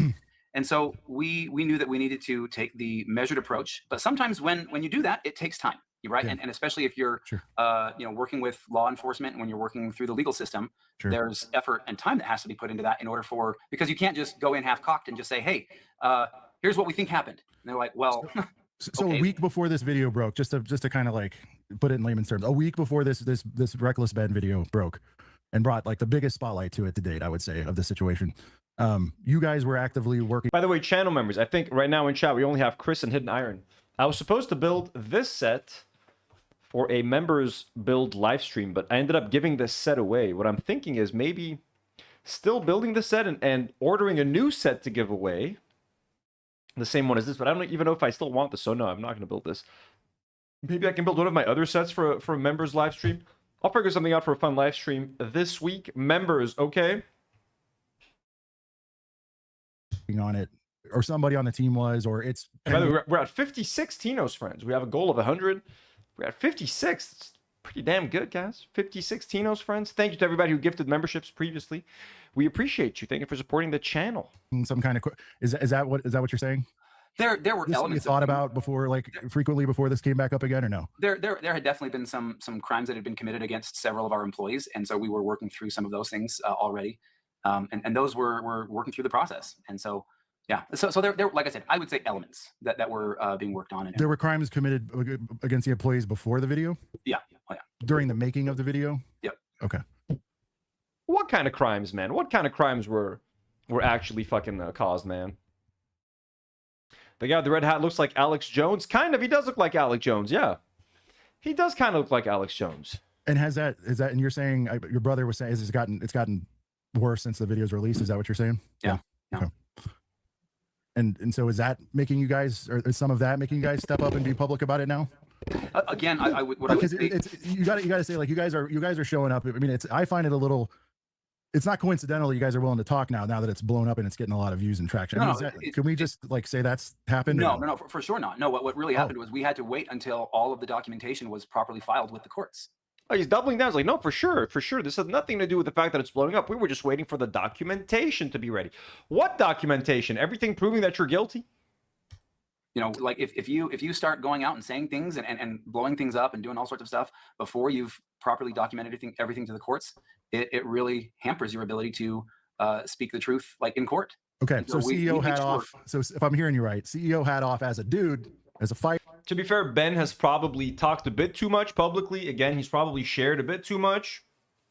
Like if he had a lawyer by now, I think they would have told him to like keep some things just to himself and not publicize all of this stuff, because everything that he's saying could be like, this is just kind of reminding me of Ethan versus Ryan Kavanaugh. For your brand, not to mention H3 on the show, but your franchises. When you saw that happening, you're like, man, I want to go out and say some shit. But you just were like, I can't until you filed this. What did you exactly file? Is it we're talking about the restraining order, or what was filed? So there's multiple actions. Yeah, there's multiple actions that have been filed. They're all now public. So anybody wants to go and take a look at those. Yeah. Well, I advise the team, like, I'm not going to do pulling up paperwork here tonight. Like you're saying, it's been filed, and so the reason for the silence is you wanted to get. Well, first of all, you got to work your strategy internal. Like you said, you're 40. I'm in my 40s. Like, right. We know there's stuff that goes on behind the scenes. You can't just willy nilly go nuts, which is why I like my side job, because I can do that. We can go nuts, but I get it. There's things that need to be put into place, but that is the reason for the silence. Did you ever speak on the other issue, even at the time of when the banner was draped over the store and all that? Still nothing, no response. Okay. Nope. I mean, all of that was again being worked on, gathered, and looked at from a legal perspective, just to make sure that because again, I have to look out for my job and my responsibility. And it's hard for some people to recognize it, but my job and my responsibility is to look out for the best interest of the brand. If the brand is taken care of, then the brand continues to allow individual bricks and minifigs to supply. My guy, you fucked up your one and only job to look after the brand and the company. If your only responsibility is to look after the brand, you have burnt this thing to the ground. Dude, you're getting so fired. Is he like a part owner, or is he just like an appointed CEO that can get fired like tomorrow?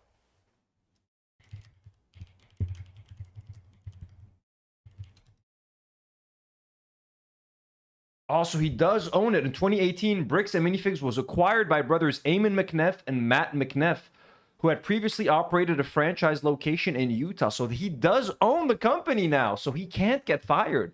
I don't think anyone can fire this guy. Shit. To the families that operate them and to the communities. Okay. And so just going off and being cavalier about how we approached it is not protecting the brand. And so, yes, it can be very difficult sometimes to restrain ourselves and not, like do something that the natural man is inclined to do and go and attack and fight. I didn't know how else to say it. Like, you know, as a dude, you want to go out and punch somebody or verbally, whatever it is. Yeah. Brent, sorry, I just want to get to that open and salvo. In Utah and, Did the CEO just admit to wanting to punch Ben in the face? Did he just admit to wanting to come out and attack someone? Is this what's happening right now? Go to a gun range and do some shooting, and just kind of take out some of the aggression there. So yeah. All right.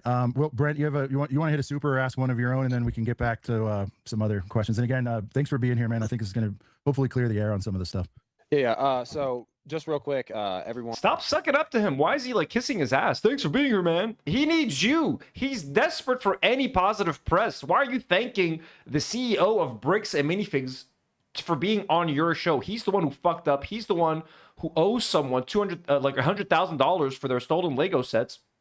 He should be thanking you. Thank you for letting me try to launder my reputation. Why are you thanking him?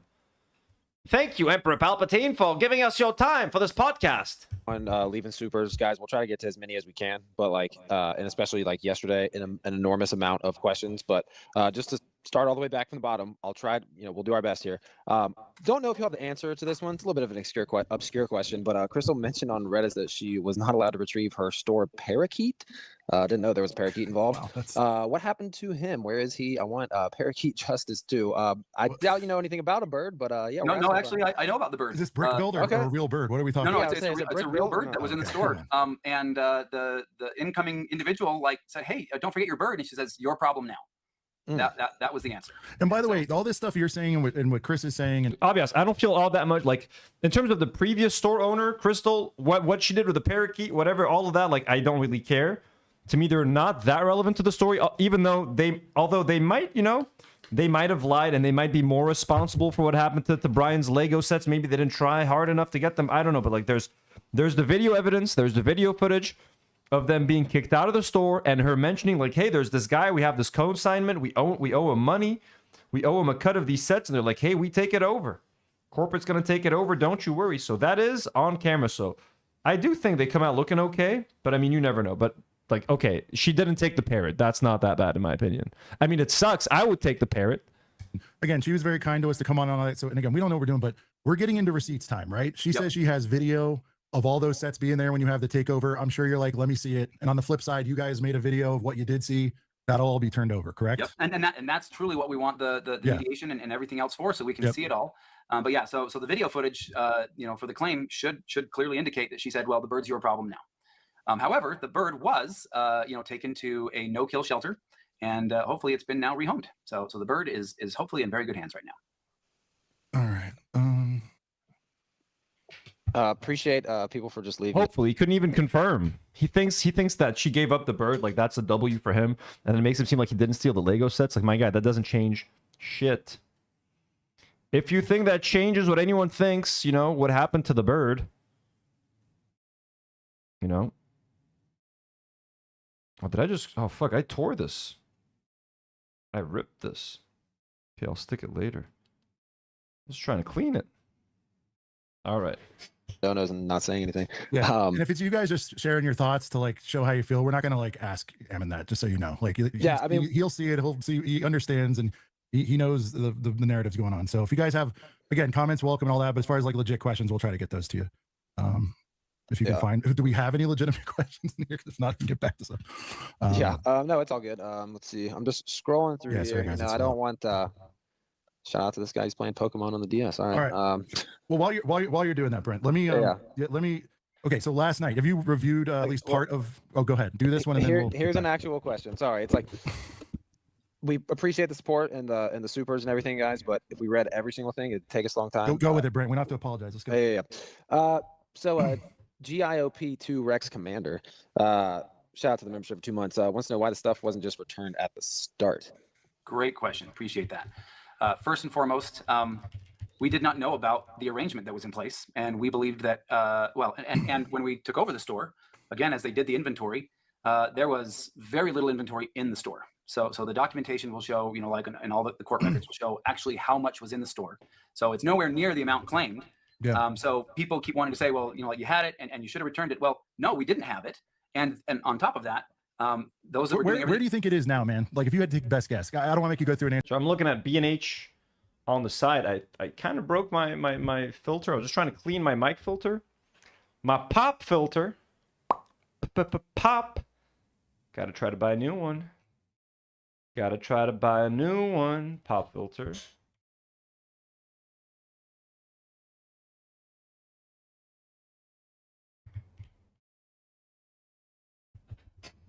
How much did I pay for this thing back in the day? Did they even still make this? Why are the prices in euros?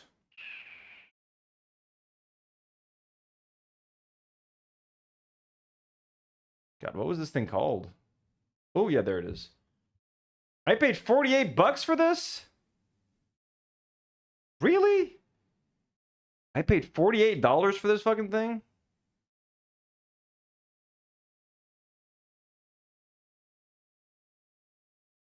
Rode pod mic. Okay, I guess not. I guess I paid $40 I paid for this thing?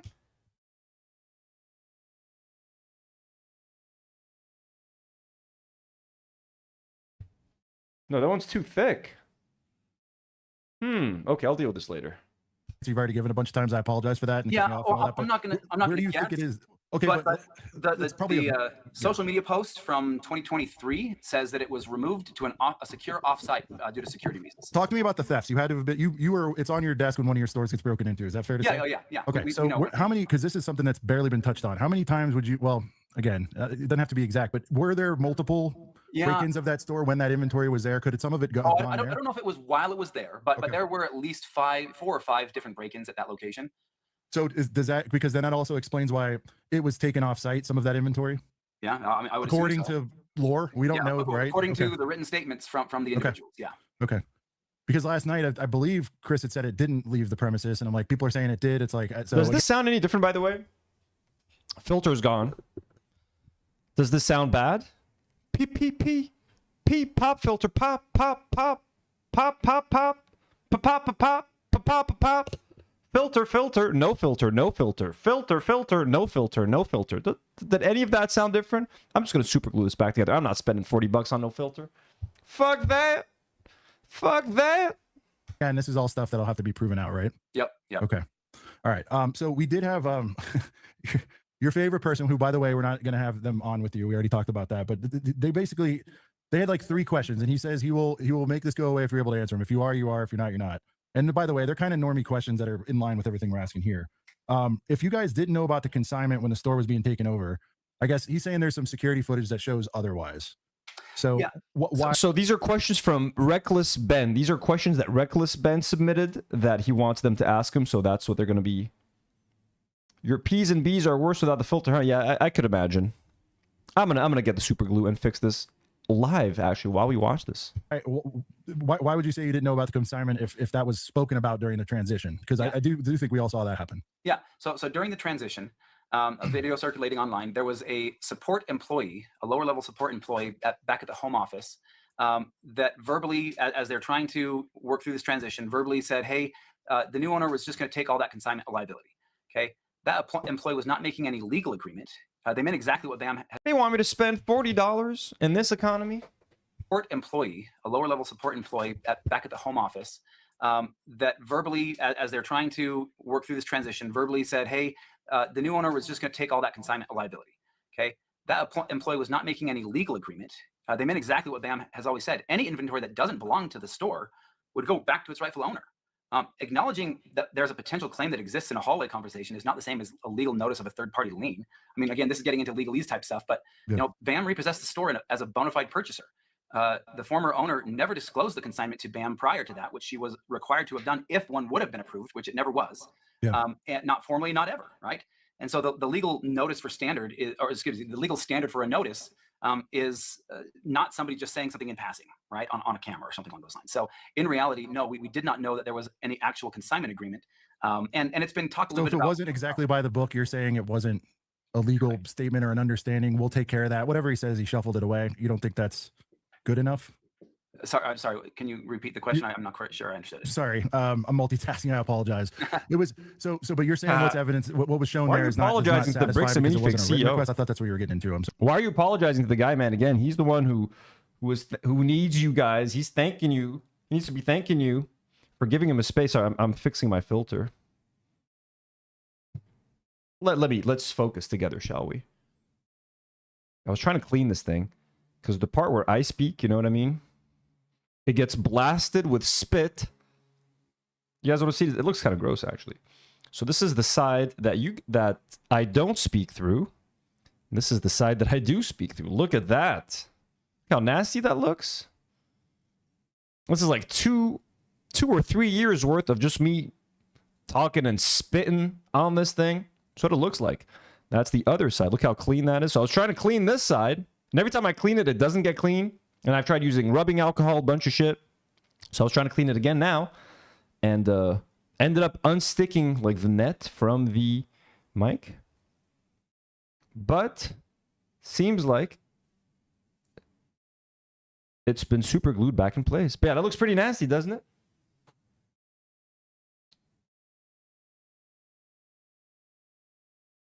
You get a little insight into streaming. But I'm not spending $40 on another one. That's it. It's stuck. We back. It's working.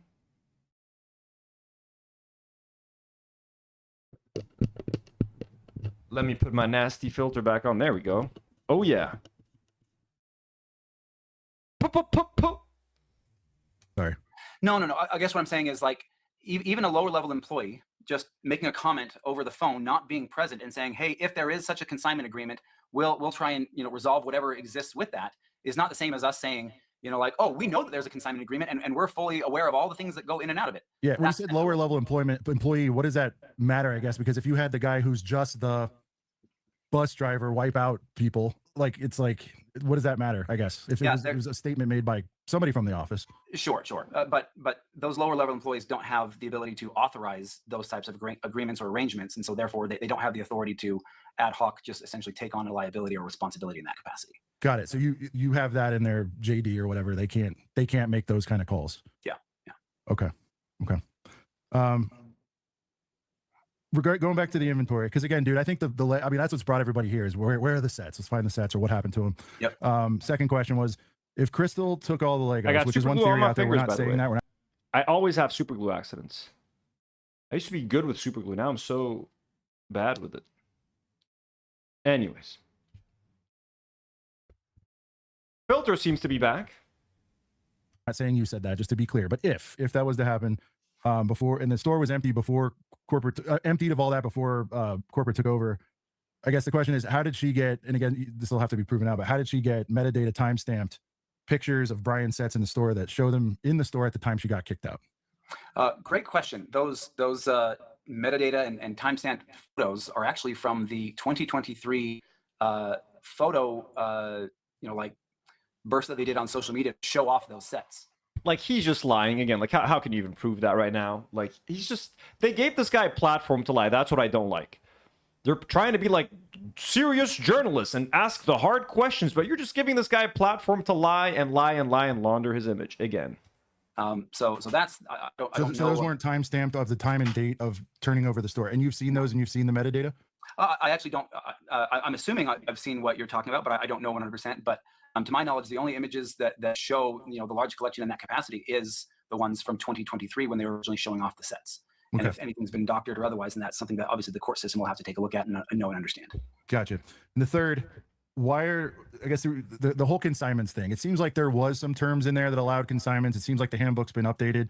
I think before you even answer, I've learned, I think from your team, by the way, that it's more of a handbook. It's not something that anybody signs. Is that fair to say? And it's like, are you guys telling people when a new one's published, and are you saying they need to strictly adhere to that periodically? Like, what's the communication on when it's updated, if it's updated? Yeah. No, it's updated regularly, but when we update things, we put them out as memos. This update is coming out and so forth. So it'll be incorporated into the franchise operations manual.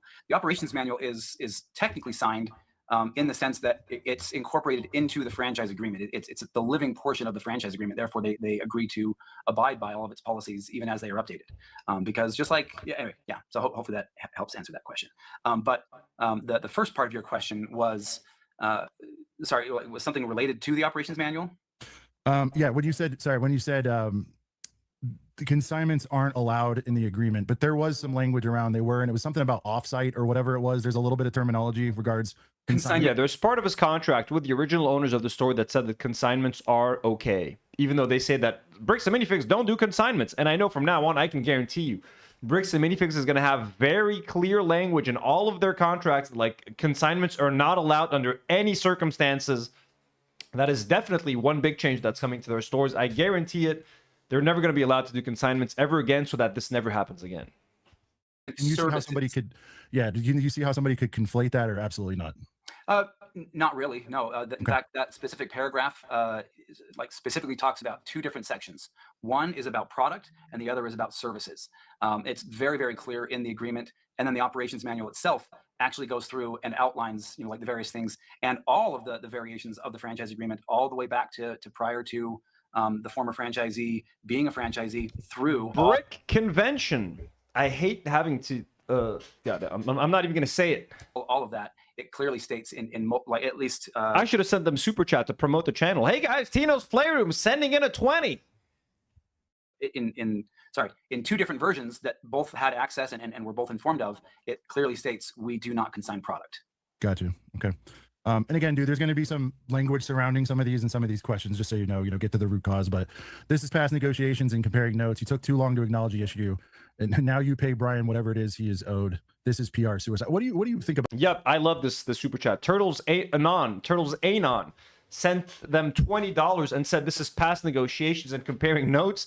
You took too long to acknowledge the issue. Now you pay Brian whatever he says he is owed. This is PR suicide. 100%. 100%.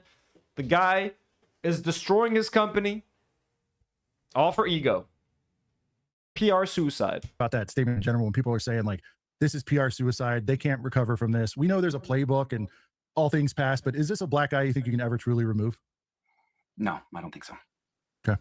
I would invite. Thank you for the honesty on that, because I do think people are going to go, if they do give you a chance again, they'll be like, I don't know, are we hearing it's better? This is a rough one, man. I know you know that.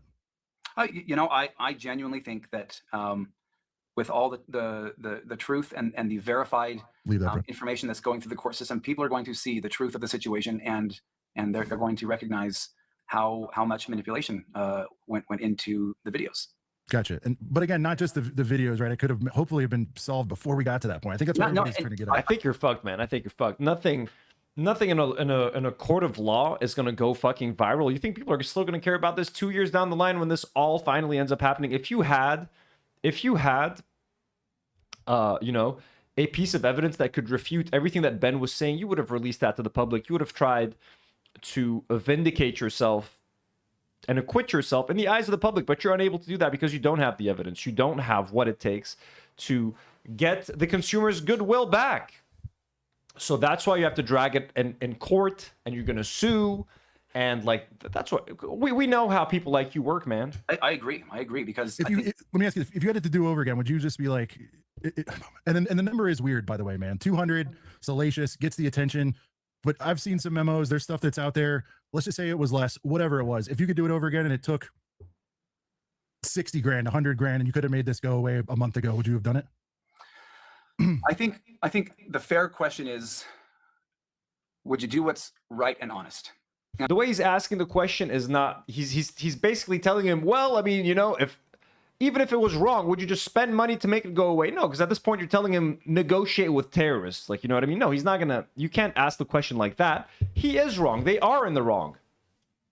And the way he's like, just pay the money to make it go away. When he says it like that, you're kind of making the guy sound like he's gonna, do something illegal just to silence someone. And here you're setting him up to be like, no, we believe in what's right. And I would only do what's right. I would never pay someone off even if I thought it was the wrong thing. So the way he asked the question was actually kind of stupid. And I think that's the thing that I'm always going to do. I'm going to do what's right and honest. And if there was the, good. Maximus says Bits of Geek has a lot of money. I know, right? Honest attempt. You guys think we can get him to watch this live stream?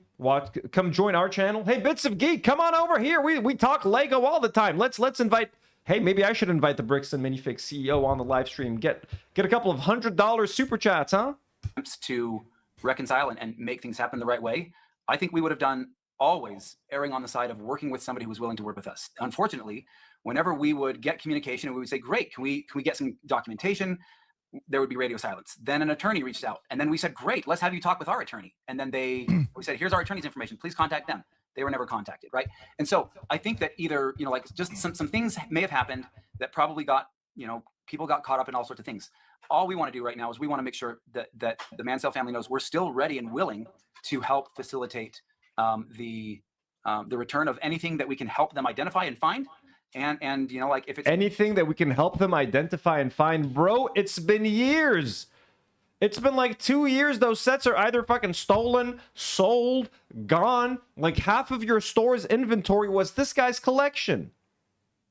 They're gonna be like, oh, well, we found these 4 sets over here and these 3 sets. Isn't that what you wanted, bro? Just pay the guy the $100K. Shut the fuck up already. Found that there's things that we can do to help resolve the issue. We want to be a part of that. Would you have done it to not have what's happened to your franchises happen? Have them feel that heat. Would you have done it for that reason, even if it was wrong and? You know what I'm saying? Like, you didn't have enough facts, and you're still gathering them, and I get that. Yeah. But you get what I'm saying? Did you feel like it was an admission of guilt by not offering to settle privately before all this got out? Do you know what I'm saying? Like, if you could have, would you have, even if you knew they were in the wrong? And I know that's tough because if you do it once, you're making. But go ahead. Yeah, no, I think if you knew they're in the wrong, dude, of course he's not going to settle. No one is going to, want to do that. always want to do what's right. Yeah. But I will also say that, like that also means, like sometimes asking for some verification.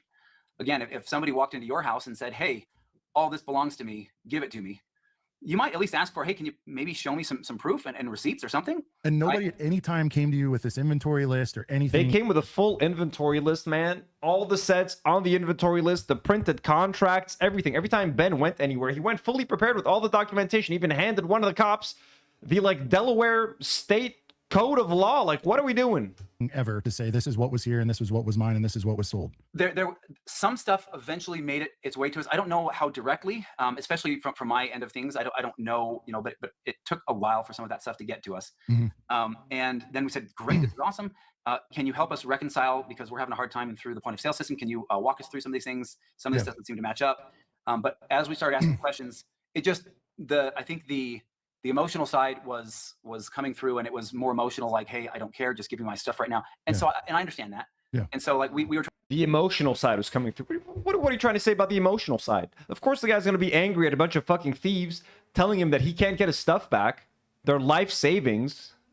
trying to say, but we've got to at least do our due diligence and make sure that, the franchisee's not being harmed. Yeah. That there's validity to some of this stuff. And Sure. we don't think it's unreasonable to ask questions. And Well, that's there's why we validity want to to some of it, at What's least, that? right? There's validity to some of it. You were saying at least some of it. There's validity to some of it. We all agree. I mean, a transaction went down. Some of the sets were sold, even if it wasn't done under your Correct, yes, rule book, correct. right? So we do know that happened. So I'm going to ask you again. Just if it's no, it's no. To save the trauma, the abuse, the verbal, potentially sales. You didn't really clarify on that one. If you could have made it go to save your company away for the franchise's sakes, would you have done that? If it hushed it and then you figure it out legally later and sue the hell out of them behind the scenes? If this guy didn't own the company, he would have been fired yesterday. If this guy wasn't the co-owner of the company with his brother, he would have been removed as CEO, and they would have appointed someone else immediately. The biggest curse for this company right now is that the CEO is also the owner. Have this play out in public. Would you have done that if you could have, in hindsight? I don't think that's a question that I can answer.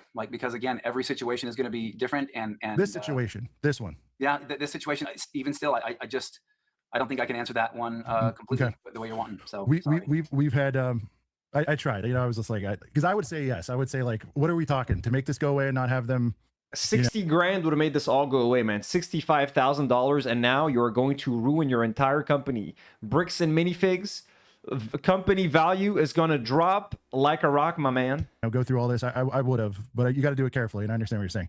This has been on the screen for a bit. I truly do believe in integrity, and I know, like, a lot of people are going to, cry foul on that, but truly, I believe in the sentiment of integrity, and I believe everyone should have integrity. Sure. And I think that, that more information that we can gather and the more that we can take a look at things, but for me to give an integritous answer and say, yes, I do this just to make things go away, that's, to me, that doesn't. That's the problem with bricks and minifigs. They have too much integrity. Because that then means somebody somewhere is getting the short end of the stick.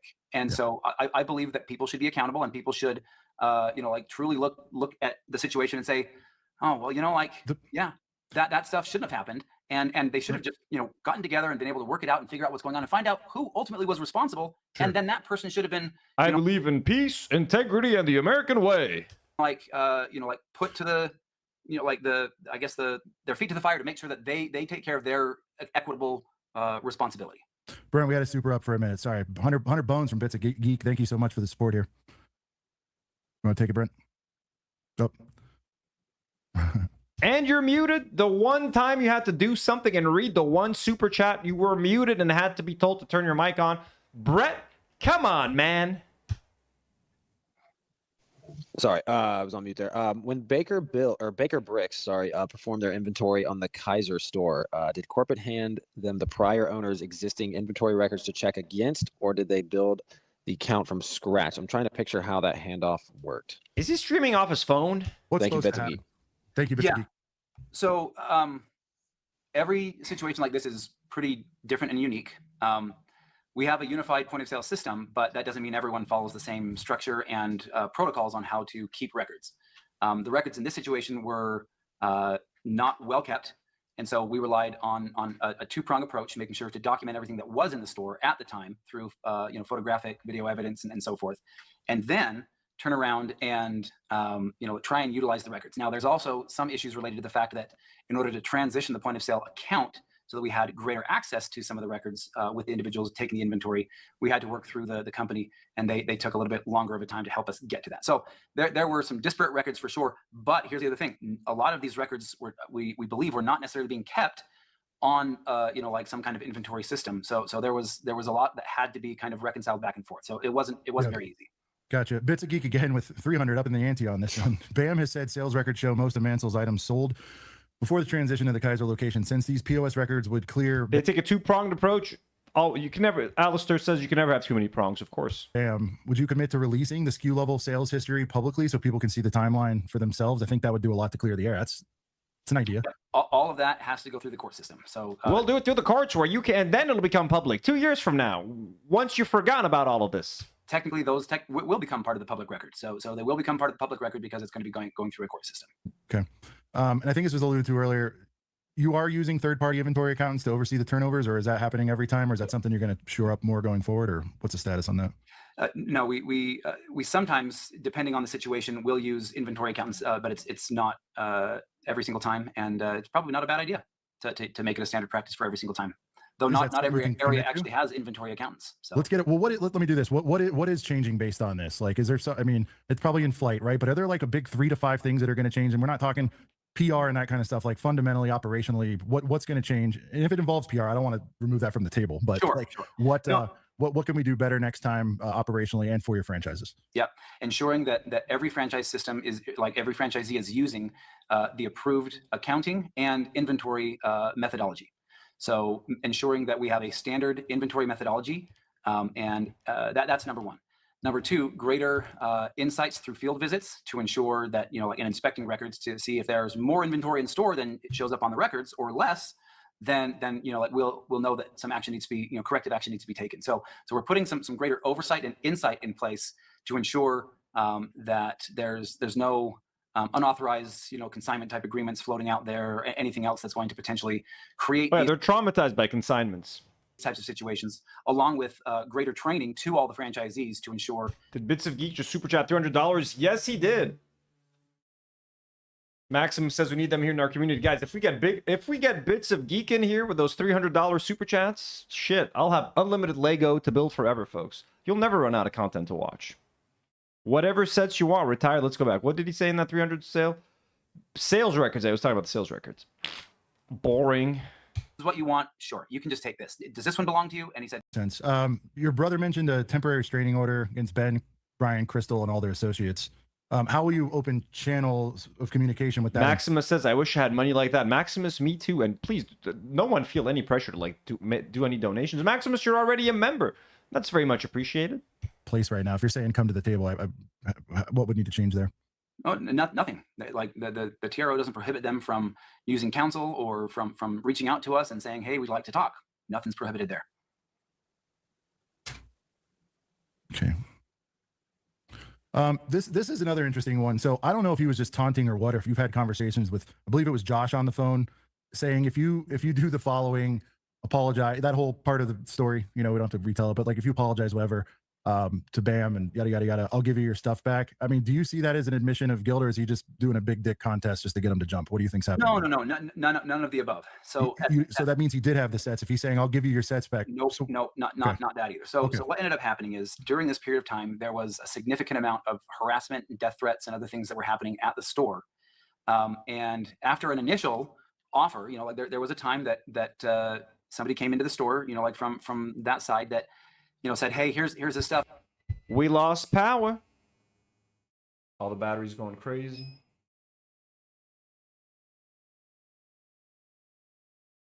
If I had wings. Okay. And there was an offer like, hey, here's some things just on our shelves. If like this is all we've got, but if this is what you want, sure, you can just take this. Does this one belong to you? And he said, no, that one's not mine. Okay. Well, what about this one? No, that one's not mine. Well, how can you tell? I don't know, but that one's not mine. Yeah. Okay, so that was the initial offer. What's the identifier? I don't know to this level. We didn't know. No, I'm just That was saying, the like, thing. what, That's, what's that's the part of what we were asking for a sure? long But what's time. the protocol? Like, in other words, or is there one? Let me give you an example. There's two of the same set, right? And because you don't have anything for consignment, this might explain it, right? But like, if there's 2 copies of the set, there's no historicals on when that set came in from a specific trade versus one that came in 2 weeks later. If it's 2 copies of the same set number, it's just 2 copies. Is that kind of how? Correct. Okay. Correct. Unless there is something like there's this one's the damaged one, you know, has a dent in the corner or something along those lines. But because consignment is not part of our whole process, we don't have a policy or process in place for how to separate consigned inventory. And so because of that, there was nothing that identified these, at least that we could tell. We kept asking, is there anything that identifies these? There's anything we can do? So when the initial offer was also rejected. My guy, you don't need to tell the difference between the packaging. It's identifiable if it's on a list. If it's on a list, and if that list says that set is in your store, just give him the fucking set. And if it's not in your store, and if you haven't given him the cut, and if it is, and if it's been sold, pay him the full price for the fucking thing. Stop fucking trying to confuse these two buffoons. Sorry. You know, Josh reached out over text and said, "Hey man, like, I want to protect my employees. I'll just find whatever Star Wars I can in here, and I'll just let you come and take it. It was here when Crystal was here. If you want it, you can come and get it." And that offer was rejected. And you know, that, like, there's things that goes into that, and so that's kind of, I think, where some of the emotional side of things continues to get in the way of actual progress and saying, like, hey, let's come together and let's figure some of this stuff out. And that's, again, truly what we want to do. I don't want to, you know, like, go back and forth on why so, and I know some of your fans want to know how and why this stuff transacted, but you've also got to recognize these are real people. Like, no one's disputing that. Yeah. No, I know, but like, you've got people who are scared to go to work because people are coming in saying that they're going to murderize them over stuff that they aren't willing to. Did he say murderize them? Did he just say murderize them? And it's your fault people are scared, man. You just made your whole company look like shit. And obviously no one should walk into a store and harass the employees, but like, it's not Ben's fault, it's your fault. For threatening lawsuits, and for 2 of your owners to be lying and threatening lawsuits and violence against people and wanting to shoot Ben. Provide greater amounts of documentation for that. As a business owner, that's terrifying, that I'm suddenly responsible for some of these people's lives, and they're putting their lives on the risk, on the line for me in this store, right, over some plastic bricks. Yeah. And I understand that there's value that can be attributed to some of those things, but it's not worth threatening somebody's life over. Sure, for sure. And I think that's why I was asking you. Plastic bricks right now. Listen, man. Okay, listen. We know it's plastic, but like, it's $200,000 worth of plastic that you sold. Don't try to undersell how much they're worth now. It's just plastic. Then why are you trying so hard to fucking keep them? Why did you try so hard to keep that collection and lie about it if it's just worthless plastic, you fucking doofus? So, like, knowing that those things happen now, you still wouldn't have made it go away sooner. Because we keep leaning on that on one side or the other, and I'm not trying, like, you know. Oh, if there was a hypothetical and somebody, you know, like had a train of people and said, well, if this is gonna, if you say these magic words and if you do this, you know, these 3 people aren't gonna die, sure. But nobody has the ability to have a crystal ball. Nobody is able to do some of that stuff. And that's why I throw a hypothetical. We know it's not real. It's past that point at this point, right? That's why I was saying. But did he just vape? Did bro just vape? To do some of that stuff. And that's why I throw it hypothetical. We know it's not real. Nobody has the ability to have a crystal ball. Nobody is able to do something. He is vaping. Look at that. Just ripped the fat vape. That stuff. And that's why I throw it hypothetical. We know it's not real. It's past that point at this point, right? That's why I was saying, but if you could, but I get it. It's fine. Like, I guess bottom line is... Sarah says, everyone in the USA, they go visit Bricks and minifigures like Brixie, Emmasaurus. Well, they're all done going to Bricks and minifigs now. They're all going to have to disassociate from that company, or at least do it in secret. We would, right? Because it's not worth the hassle and issue of people's lives being threatened. But the reality is, what a horrible world we live in, where people can just threaten and intimidate people into taking money from them. And to me, that's just a hard thing to do. Say, like, yeah, would I want to make sure everyone was protected, and would I like, if I had the chance right now to say, hey, if the company was, like, had to go under and you're going to save a child's life, guess what, guys? I think we have to let the company go under. So that's big of you to say that. Very big of you to say that you'd save a child's life instead of keeping your company open. That's big of you to say that. What was he supposed to say? Yeah, I'd let the little girl drown to save Bricks and minifigs. Of course he's gonna. Don't give him credit for saying the bare minimum, dude. What the fuck is wrong with you? The company go under. So go under, and you're going to save a child's life. Guess what, guys? I think we have to let the company go under. So that's big of you to say that. That's big of you to say that. You're a good man. You're a good man, Mr. Eamon McNeff. You would rather save a child than save your company? Goddamn, I think Ben's been lying all along. A lot of questions like this the police, obviously that. Yeah, turned Ravy Baby says I don't believe him. He would let that kid die so fast to save Bricks the Minifix. He already let 300 of his stores, of his franchisees. He let their businesses burn in hell just because he's too proud to return some Lego sets. the heat on this. Do you have a statement on whether Bam was involved in all of the police calls towards Ben and his crew? Some of them, was there any conspiring going on there whatsoever? Or was none whatsoever. Like, who was actually calling? Was it the store level? Do we know? I mean, there'll be records. It was a family being harassed and stalked. The family that ran the store? There's different been a ones, lot of this, sorry. so you might Yeah. have to be specific. There has been, quite frankly, a Sure. lot of stalking and harassment that has gone on for a good amount of time. And so I think that seems how they're going to be spinning it. Stalking and harassing. That's what Ben already kind of talked about in his video responding to the police who said that he was stalking Josh. Now, the only reason he was following Josh around or stalking him was to serve him the papers, but they're going to be saying that they were stalking the store and they were stalking Josh and Brian. They're going to make all sorts of accusations to try to get rid of Ben.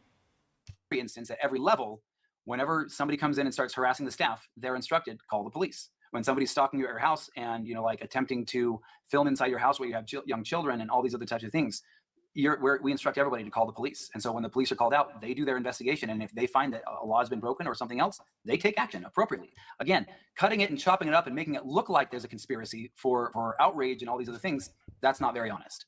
Gotcha. Big Bob Brown with a 50. These feel like they're my super chats. I'm so my head is so programmed now because I've been live streaming for a couple of years now. So every time I see like the blue or the yellow or the red in the live chat. So now when I watch other people's live streams, weirdly enough, when I watch other people's live streams and I see like the super chat thing come up, I've been like programmed, I've been conditioned for like a quarter of a second. I think it's my super chat on another live stream. I'd be watching someone else talking about something like completely different, like a news live stream. Then I see like the 5. I'm like, oh shit, I got to read the super chat. Then I'm like, wait, Anthony, that's not for you.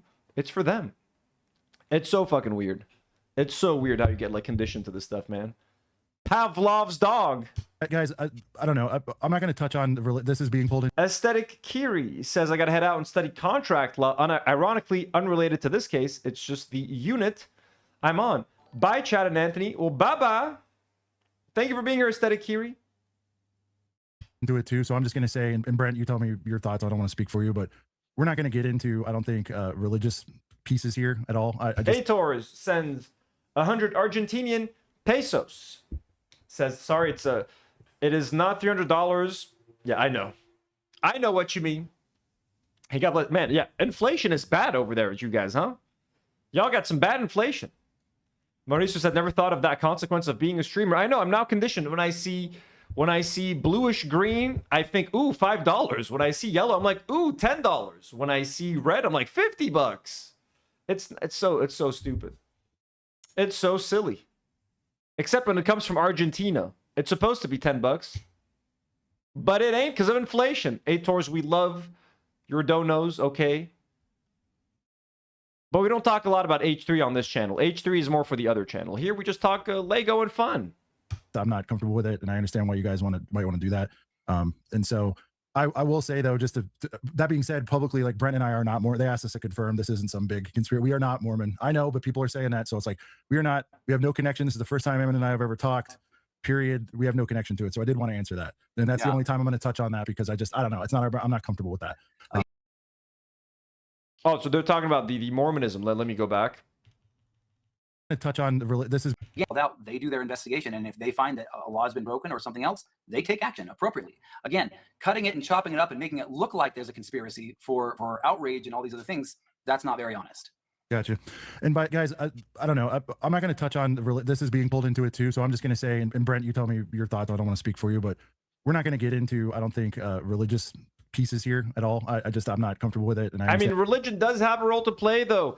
All these dudes are Mormon. Half of the cops of the police department at Forks County or Fork County are Mormons. Most of the cops that were harassing Ben and the rest of the crew were Mormon. There is definitely a Mormon church connection sort of thing. They're looking out for each other. It's like a little small, tight-knit community. They have each other's backs, etc. I mean, I guess these guys are definitely not qualified to ask that question, and you know, they're probably going to put their feet in their mouths. So I guess they shouldn't ask, but like, there's definitely a connection there. And why you guys might want to do that. And so I will say though, just that being said, publicly, like Brent and I are not more. They asked us to confirm this isn't some big conspiracy. We are not Mormon. I know, but people are saying that, so it's like we are not. We have no connection. This is the first time Emin and I have ever talked. Period. We have no connection to it. So I did want to answer that. And that's the only time I'm going to touch on that because I don't know. That's right. That is a good question. Are you guys Mormons? That's not. I'm not comfortable with that. You know, and I know I'm not here to pontificate, you know, too much, but I gotta tell you, you know, like some of the messages that I've seen that have been sent to me, I find it pretty difficult how bigoted and you know, like hateful a lot of people can be. You know, we have franchisees from all walks of life in our franchise system. That he's trying to make it about anti-Mormon sentiment. Who cares? No one cares. No one thinks about Mormons enough to even like care or hate them or like them. Mormons are just there. They're chill. Okay, stop it. Now I'm getting a lot of anti-Mormon hate. Let me talk about Mormons for a second. Like, dude, stop trying to change the subject. Stop trying to distract people from what's actually going on in the $200,000 worth of Lego sets that you stole and tried to lie about. Okay, don't talk about anti-Mormon sentiment right now. Love dearly, and we want them to be just as safe as anybody else who might be LDS, who aren't, who are whatever they are. Yeah, I'm with you. Right. I would like the Zoom pass, but I did want to say, like, again, there are no American Fork police ties that anybody's going to find, correct? That ties to LDS or. I mean, look, the state of Utah is 50 to 60% LDS. That is it 1,000%? Louisiana is 50 to 60% Catholic. That doesn't mean that everyone that's Catholic, you know, like does everything that the Catholics want, you know, like just because XYZ. Like people look for.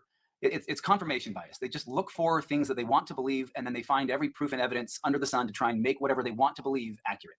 And it's just not the case. People will need to go outside and touch grass a little bit more often, I think. So, do you think it hurt or helped though with like Josh saying he had the inventory? Just going back to that. I mean, it's pretty damning that he's saying he has it over and over again. So, what do you think? Was he just having a moment? If he was having a moment, sure, but he made it sound like he had him to try to string. You know, bend into some actions. I think you might be referring to a text chain that I've seen. Again, it's him saying, "Look, man." It was a phone call where he told him, you know, there was cuss words back and forth. Again, I need to watch it again. I haven't. Yeah, he told him he had the sets like 100 times. I have them. I'll give them to you. I promise. I won't lie to you. Okay. So maybe I just shouldn't speak to it because I haven't seen it. But to my knowledge, everything that has been seen and clarified is that they were able to identify and match some sets to a spreadsheet that they were given, and they thought, you know what? This isn't, you know, we obviously don't have this whole collection. We never, like, to our belief, we never had it. But you know what? We've got some stuff here. Come and get it. And if you want it, and if this will just allow us to move on with business, all the better. Okay. To be clear, and I will give credit here, and I can get flamed for it. I did ask Ben's questions. I did tell him, and I was asking them. So for people asking me to ask him again, if you want him asked in a different way, Ben sent them to me, but I felt like I covered them. Whether they were answered to satisfaction is a whole nother case, but people are saying that. I'm like, we did. I read them verbatim. So let's see. Brian, and this is kind of what I'm getting at too. Brian's sets went missing under Bam's watch. This is undisputed. Why Bam hasn't taken responsibility and compensated Brian's family? Why are you not doing everything you can to locate the missing sets instead of fighting Brian in court? Another good question from Tom the Builder. So again, our stance is we want to work with Brian. So we're inviting Brian to come and work with us to try and find what happened to any missing sets. Yeah, now you want to work with Brian. And they keep talking about any missing sets. Like, dude, you're past the point of comparing the lists. Like, at this point, I'm serious. For all the mental anguish that you've caused. Like, he said, like, let's compare. Let's see. Let's try to spot the sets one by one. At this point, like, it genuinely has nothing to do with, like, finding and seeing if it matches the inventory or whatever. Just pay the guy whatever it was worth. And you know, and then give him the sets on top. Then give him the sets on top. He's still like, we're just going to go through it and try to find whichever sets are there, and whatever sets we find that are his. It's like they've been sitting around.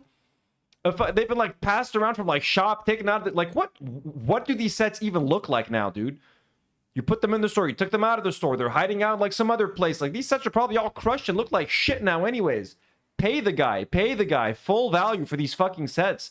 Pay him money for his trouble and the anguish and everything he had to go through for this. But, so if he contacts you, you would then lift the order. How would that have to work? Or is it just about content? The order doesn't prevent him from working with us. It's just content? Okay. It was about videos, right? That's the only one that's out there? There's plenty of things that are, I'm sure, that are in there, but it definitely, like, that's if you're not familiar with the legal system really drives people to try and work out their problems before forcing a judge to make a call. So that they like, there's going to be mandatory, you know, like mediation oftentimes. There's lots of things, you know, they'll say, like, you have to at least try mediation 3 different times before the judge will actually take a look at some of this stuff. This is another one came up quite a bit. Like, why didn't anyone respond to the court cases in Salem when it was raised? Again, this is kind of an example of the manipulation that's gone on in the video. All of those were filed against parties that had with parties that actually had no bearing on it, and against entities that either didn't exist or were not related to the parties at all. They were all fictitious.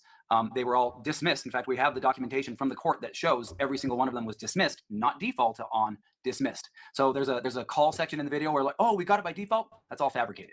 I guess they were dismissed because they closed the store. Once they were supposed to win by default, that Bricks and Minifigs location closed. So you can't, like some kind of like legal loophole, you can't win by default if the person that you're suing, the business that you're suing, is no longer in operation. Completely made up, didn't happen. All of those cases were dismissed. So you can look them up, but but they just flash a paper on the screen and then they go away. So again, it's for rage bait. It's for clicks and for people to essentially be manipulated into believing the story that's being told. Damn, this is going to cost so much money, isn't it? This whole thing for the legal on it. I'm just thinking, I don't know much about it, right? But like, it's going to be a lot, right? Violating the on your side to have to get everybody involved. I guess I just keep going back to like, why did we make it go away? I need to get off that for now. I'm sorry. Like woulda, coulda, shoulda. I get it. Let's see. Yeah, I mean, I think a lot's going to have to come out regards the consignment. You're saying it's black and white. Others are saying it's not. Other things will be Big Bob had a hundo published soon enough. Consignment was on your BAM socials. How were you not aware that they were there? I mean, are you looped in fairness on every big trade? Again, I don't want to sound like I'm citing here, but he can't possibly be looped in on every big trade, right? No, and we don't. One of the things that our franchisees have greater oversight on is their own socials, and so other than to ensure no IP violations of other people's property is being violated. But to my knowledge, the posts that were talking about it actually said nothing about consignment. They just said a great collection is going to be on show and that they're available for purchase. I don't think there's any consignment language. Sarah says there is a new Lego store in Lebanon called Bricks and Figures, and the owner is called Mr. Fred. Sarah, my heart will always belong to my boys at bricking.com. They're the number one. They're the only store I care about. Yeah, Bricks and Figures sounds a lot like Bricks and Minifigures. So even if we were aware of every post of that nature, there was nothing on there that said this is a consignment deal. So that's going to set up red flags to us and say like, whoa, what's going on here? Yeah, that makes sense. Claiming the lawsuit was dismissed, a very bold claim. Prove it. Show us the paper. Again, this is going to come out later, right? Yeah, this is all going to be shown in court. We got that. We did that one, Brent. Did we get this one? Okay, yep. Just making sure. Thank you. Guys, I got to really quick let you know. I've got a call. I've got some stuff I got to help take care of at home. So if there's anyway, I might be able to wrap up my section here. I do got to potentially go and do your section, and then do your section, and again, if you want to deliver from the heart a message to everybody watching, how you plan on fixing the situation going for all that good stuff, and tie it up in a bow. Yeah, for sure. Thanks. Again, our whole stance is, this has been an unfortunate situation that has been blown out. How are you going to fix this? Tell us. Out of proportion by invested individuals that I think have more of an investment in causing discord and just an inability for people to come together and actually make something work. And so our offer still stands that we want to get together with the Mansell family and see what we can do to help resolve the situation in a way that makes everybody happy.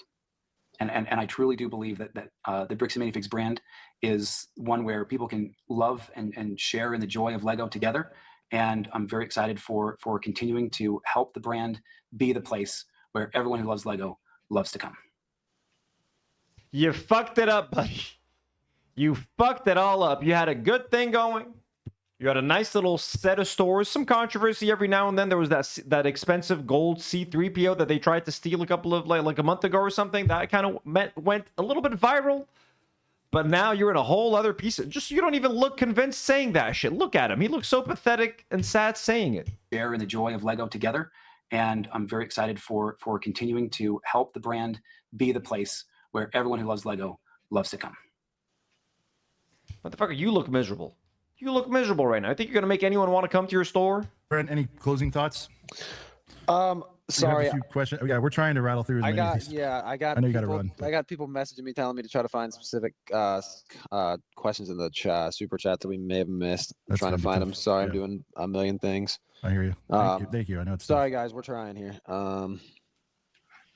Yeah. Oh, sorry. One last one for you, because why did the store ultimately close? There's a lot of people saying it was purely due to this investigation and all that. Why did Salem, after the second owners, have it closed? Is there clarity on that? Safety issues. Enough safety issues happened at the store because of the ongoing harassments and so forth that they and us together made the decision to protect the employees and the people that were there from the ongoing safety concerns. Gotcha. All right, Emin, thank you so much for your time. If that's true, if that is, I mean, they might have closed the store, you know, not to get fucked in court, but also, if even that is true, that is your fault. If the store is responsible for stealing $200,000 worth of Lego, of course you're going to get harassed. Of course people in the community are going to fucking shit on you and come into the store and tell you that they don't agree with what you did. So fuck you and fuck your store and the store owners, man. And yeah, guys, I guess more to come on this. And, you know, hopefully you follow through with getting everybody to the table, and they come to the table, and we can, the updates in the future will be like, this thing got resolved. I think that's what I'm hoping. That's what I'm hoping. All Thanks, right. guys. Thank you. All right. There he is. There he was. Eamon McNeff, CEO of co-owner and CEO of Bricks and Minifigs. That is such a heavy word to say now. Bricks and Minifigs. I hate it. But that was it. That was it. Flailing. And I mean, Ben isn't stopping the content. How many views is it at? When we started the stream, his video had 400,000 views responding to the police. Now, folks, only 2 hours later, it's at 787,000 views, almost 800,000 views. Like, this story has captured the whole world. He's at 800,000 subs. I think he was at 500 something subs before this movie came out. Like, insane. This dude has just like swooped into, you know, the conversation of some of the biggest YouTubers right now. And that was it for our live stream, folks. I hope you guys enjoyed this stream, reacting to the CEO talking to these guys. I'm gonna try. No, I'm not gonna do. I was thinking, I'm like, there's a small chance I might play some Dark Souls tonight, but no, I'm not. Tomorrow, I don't think I'm gonna be streaming on this channel, but there's a small chance that I might. So we'll see, but I'll be back on this channel with some members content, with some more Lego builds. We got to finish the Cantina, so there's going to be some more Cantina building coming up soon. We got to finish the Cantina this month, though. Cantina is going to be finishing. We got some gaming, some Dark Souls 2 that's going to be happening with Elias, and some solo Dark Souls as well. I might play some Dark Souls by myself, just to test myself, because it's always easy when you have someone next to you telling you what to do. I'm going to play a little bit of solo Dark Souls as well this week, so let's go. And thank you so much to everyone who was here. To all of our channel members, we love and appreciate you. Thank you so much for supporting the channel. Have a great night, everyone. This has been Tino's Playroom. I have been your host, Tino. We're going to keep following up on this case. More Lego content, more gaming, more fun stuff. Cult of Christensen says, BAM now stands for bozos and manipulators. We're going to end it on that. Bye, everyone. We love you. We appreciate you. See you later.